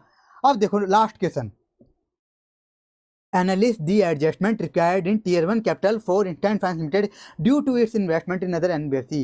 कि जो इंस्टेंट फाइनेंस लिमिटेड क्या कर रही है, अदर एनबीएफसी में जो भी इन्वेस्टमेंट कर रही है, देखो क्या क्या इन्वेस्टमेंट कर रही है, ये क्या कर रही है, instant Finance Limited has investment in shares and bonds, other NBFC के बॉन्ड्स में शेयर्स में इन्वेस्टमेंट कर रखी है टोटलिंग 10 करोड़, जो कि क्या है ओन फंड्स का क्या है 12% है। मैंने क्या बताया था, जो भी हम इन्वेस्टमेंट करते हैं अदर एनबीएफसी में, ग्रुप कंपनी में, उनको हमें क्या करना होता है, ओन फंड्स में से क्या करना होता है, लेस करना होता है। क्या पूरा लेस करना होता है, क्या नहीं, पूरा लेस नहीं करना होता, कितना, only exceeding 10% of own funds आपको लेस करना होता है। तो आपको ये लिखना है, आपको आंसर में क्या करना है, ये लिखना है कि हमें क्या करना है, own funds shall be reduced by investment exceeding the 10% of own fund. बस आपको इतना से लिखना है कि own fund shall be reduced by investment in other NBFC या फिर investment in group companies exceeding the 10% of own funds, ये लेस किया जाता है। तो बताओ इस केस में कितना लेस किया जाएगा। इस केस में क्या बोला गया, इस क्वेश्चन में देखो कि ये वापस पढ़ देता हूँ इसको मैं, Instant Finance Limited has investment in shares of other NBFC totalling to कितना 10 करोड़, और जो कि कितना है विच 12% ऑफ ओन फंड्स है, और हम कितना लेस करते हैं एक्सीडिंग 10% ऑफ ओन फंड्स। तो यहाँ पे बताओ एक्सीडिंग 10% कितना है,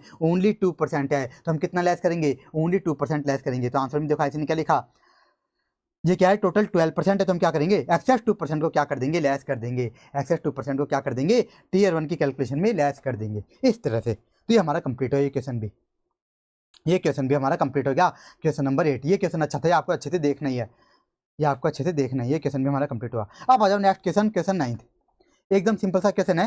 देखो ये देख लो आप तो कि ये जो सीएम क्या कर रहा है, स्टैट्यूटर है फिनकॉर्प लिमिटेड का, और ये क्या है एक मिडिल एयर एनबीएफसी, ध्यान रखना क्या है मिडिल एयर एनबीएफसी, क्या है फिनकॉर्प लिमिटेड एक मिडिल एयर एनबीएफसी है। अब सीएम ने देखा सब कुछ, तो सीएम को पता लगा कि ये जो कंपनी है ना जिसकी मैं ऑडिट कर रहा हूँ, इसने जो अपनी प्रोविजन कैलकुलेट करे हैं ये इसने सही से कैलकुलेट नहीं करे। ये किसको लग रहा है? सीएम को। तो आपसे पूछा जा रहा है सीएम का ओपिनियन करेक्ट है कि नहीं। और आपसे क्या पूछा जा रहा है? प्रोविजनिंग की रिक्वायरमेंट्स। आपसे प्रोविजन रिक्वायरमेंट्स पूछी जा रही है, तो क्या बताओ आपको पूरी टेबल बनानी क्या? नहीं, पूरी नहीं बनानी। आईसीए ने आपके क्वेश्चन में जो दिया है ना उसके बारे में बताना है। देखो आईसीए ने क्या क्या दिया है, स्टैंडर्ड असेट्स का दिया है, तो आपको इसका बताना पड़ेगा। अब आप बोलोगे सर स्टैंडर्ड असेट्स में भी दो था, बेस लेयर एंड बेसिक अलग, मिडल का अलग। हमारे क्वेश्चन में किसकी बात हो रही है? मिडल की। तो हम बताएंगे स्टैंडर्ड असेट्स पे बताओ कितना प्रोविजन बनता है? 0.4%। 0.4%।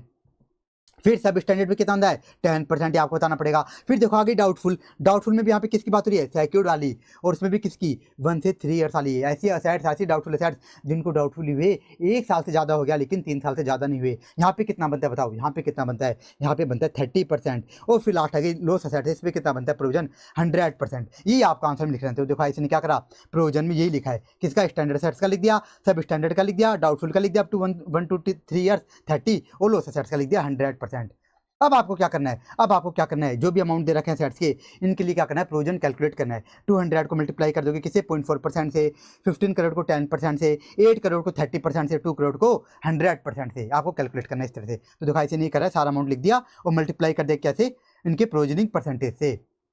तो कितना आ गया हमारा प्रोविजन? देखो कितना आ गया, कितना आ गया? 80 लाख, 1.5 करोड़, 2.5 करोड़ और 2 करोड़। ये हमारे आ गए एक्चुअल प्रोविजन। कितना है टोटल? कितना है? 6.7 करोड़। और ये जो प्रोविजन है जो ये किसने बना रखे हैं? कंपनी ने बना रखे हैं। ये आईसी ने कहाँ से लिखे? पूरे क्वेश्चन से उठा के लिख दिए कि कंपनी ने कितने बना रखे हैं? कंपनी ने बना रखे हैं 5.5 करोड़ के। और बनने कितने चाहिए थे एक्चुअल में? 6.7 करोड़ के। मतलब जो कंपनी ने जो प्रोविजन बना रखे गलत बना रखे हैं, मतलब यानी जो सीएम का जो ओपिनियन था कि कंपनी ने गलत प्रोविजन बना रखे हैं वो एकदम सही था। इसलिए हम लिखेंगे 10 opinion of CM is correct. इसका सीएम का जो ओपिनियन है वो क्या है? एकदम करेक्ट है। तो ये क्वेश्चन भी हमारा कंप्लीट हुआ। एकदम ईजी था क्वेश्चन है ये क्वेश्चन बहुत ज़्यादा ईजी है। इसको मैंने एकदम स्पीड से कराया है क्लास में, फिर भी थोड़ा आराम से करवाता हूँ मैं इसको, लेकिन डिवीजन में देखो पॉसिबल नहीं है।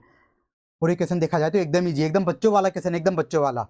पहले प्रोविजन लिख दिया, फिर कैलकुलेशन कर दी कि एक्चुअल में कितना प्रोविजन बनना चाहिए, फिर यहाँ पे लिख दिया कि क्वेश्चन में कंपनी ने कितना प्रोविजन बना रखा है, कितना बना रखा है 5.5, एक्चुअल में बनना चाहिए 6.7, मतलब कंपनी ने गलत प्रोविजन बना रखा है। इसलिए सीएम ने जो बोला था कि कंपनी ने गलत प्रोविजन बना रखा है, सीएम का जो ओपिनियन है वो एकदम करेक्ट है। ये क्वेश्चन भी हमारा कंप्लीट हुआ। आप देखो एकदम ईजी क्वेश्चन है, तो ये भी ईजी सा क्वेश्चन है। ये एकदम डायरेक्ट क्वेश्चन, एकदम ईजी क्वेश्चन, आप आराम से हो जाएंगे सारे क्वेश्चन आपसे। देखो ये क्वेश्चन देख लो, एकदम इजी है, बता देता हूँ। कर्मा प्राइवेट लिमिटेड क्या है? Non deposit taking NBFC. और आपसे क्या बोला जा रहा है? The statutory of the company is required to give a report to BOD. कि भाई क्या बोला जा रहा है कि स्टैट्यूटर क्या करनी है? बीओडी को रिपोर्ट बना करके देनी है। तो पूछा जा रहा है कि इस बीओडी को जो रिपोर्ट बना के देगा ऑडिटर, इसमें क्या क्या कंटेंट डालेगा? बीओडी को रिपोर्ट बना के देनी है। और एनबीएफसी कौन सी है? Non deposit taking. तो आपको क्या करना पड़ेगा? वो ऑल एनबीएफसी वाले 3 पॉइंट लिखने होंगे, और जब नॉन डिपॉजिट टेकिंग एनबीएफसी होती है तो उसमें ऑडिटर क्या क्या रिपोर्ट करेगा वो वाले पॉइंट आपको लिखने हैं। तो देखो ऐसे ने क्या करा है? वो 3 पॉइंट लिख दिए कि भाई बीओडी को रिपोर्ट करेगा कि रजिस्ट्रेशन करवा रखा है कि नहीं करवा रखा है, तो एलिजिबल तो है ना होल्ड करने के लिए, रजिस्ट्रेशन होल्ड करने के लिए, और नेट ऑन फंड्स तो मेंटेन कर देना, और फिर वो वाले 4 पॉइंट्स लिख दिए। तो इस तरह से क्वेश्चन हमारा कंप्लीट हुआ। ये एकदम डायरेक्ट क्वेश्चन है। ये कारो के क्वेश्चन है। अगर आप कारो कर लोगे रिपोर्टिंग चैप्टर में कारो, तो आपके क्वेश्चन हो जाएंगे। क्वेश्चन 18, 19, 20 ये सारे कारो के क्वेश्चन है। फिर डिफरेंस वाला क्वेश्चन एकदम डायरेक्ट। ये देख लो, ये क्वेश्चन मैं पूरा नहीं करवा रहा, इसमें स्टूडेंट को डाउट आ जाता है थोड़ा सा बिना बात में। एकदम ईजी सा क्वेश्चन है, तो स्पीड से करवा देता हूँ। देखो यहाँ पे क्या है? यहाँ पे बोला गया है कि है ना P&L में एक एक्सपेंडिचर आ रहा है क्या? 9.5 करोड़ का। कि can be F C S का एक एक्सपेंडिचर का है, क्या है? एक एक्सपेंस आइटम है, कितने का? 99.5 करोड़ का। 99.5 करोड़ का। इसको एनबीएफसी ने कहाँ दिखा रखा है? अपनी P&L में अदर एक्सपेंडिचर में दिखा रखा है। कहाँ पे दिखा रखा है? अदर एक्सपेंडिचर में। और मैंने क्या बताया था? एनबीएफसी को क्या करना पड़ता है? ऐसा कोई भी इनकम का आइटम, ऐसा कोई भी एक्सपेंस का आइटम जो क्यों क्या हो, more than 1% of total income हो, more than 1% of total income हो, इनको आपको अलग से दिखाना पड़ता है। तो आपको चेक करना पड़ेगा ये जो एक्सपेंस का आइटम है कितने का? 99.5 करोड़ का। ये मोर देन 1% ऑफ टोटल इनकम है कि नहीं, ये आपको चेक करना होगा। तो देखो इस केस में टोटल इनकम कितनी है? टोटल इनकम है 10,000 करोड़। 10,000 करोड़ का 1% करोड़ 1% करो आप, 1% करो, कितना आएगा?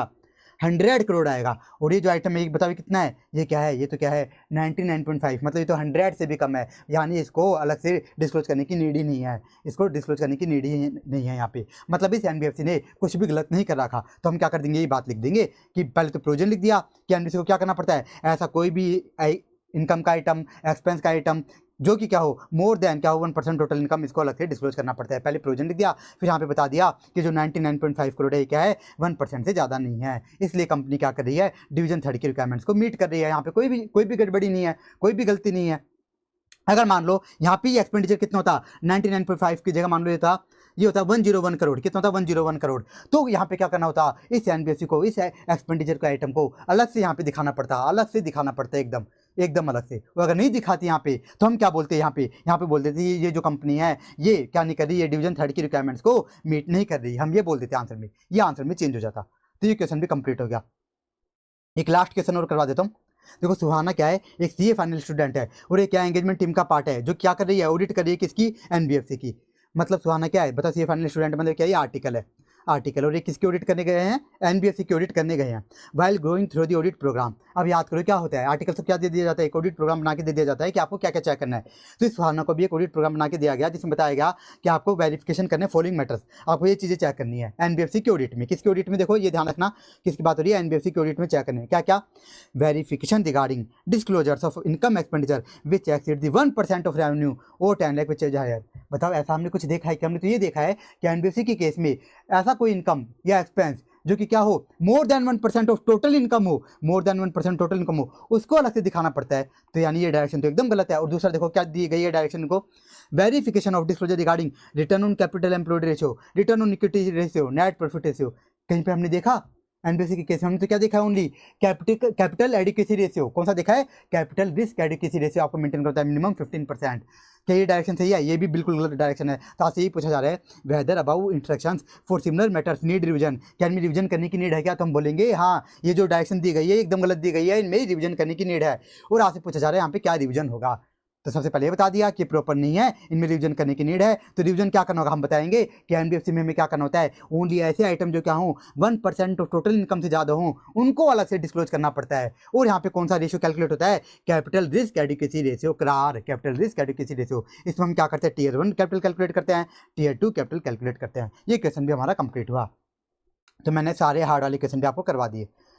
तो इस रिवीजन लेक्चर में इतना ही। Thank you so much. Hare Krishna.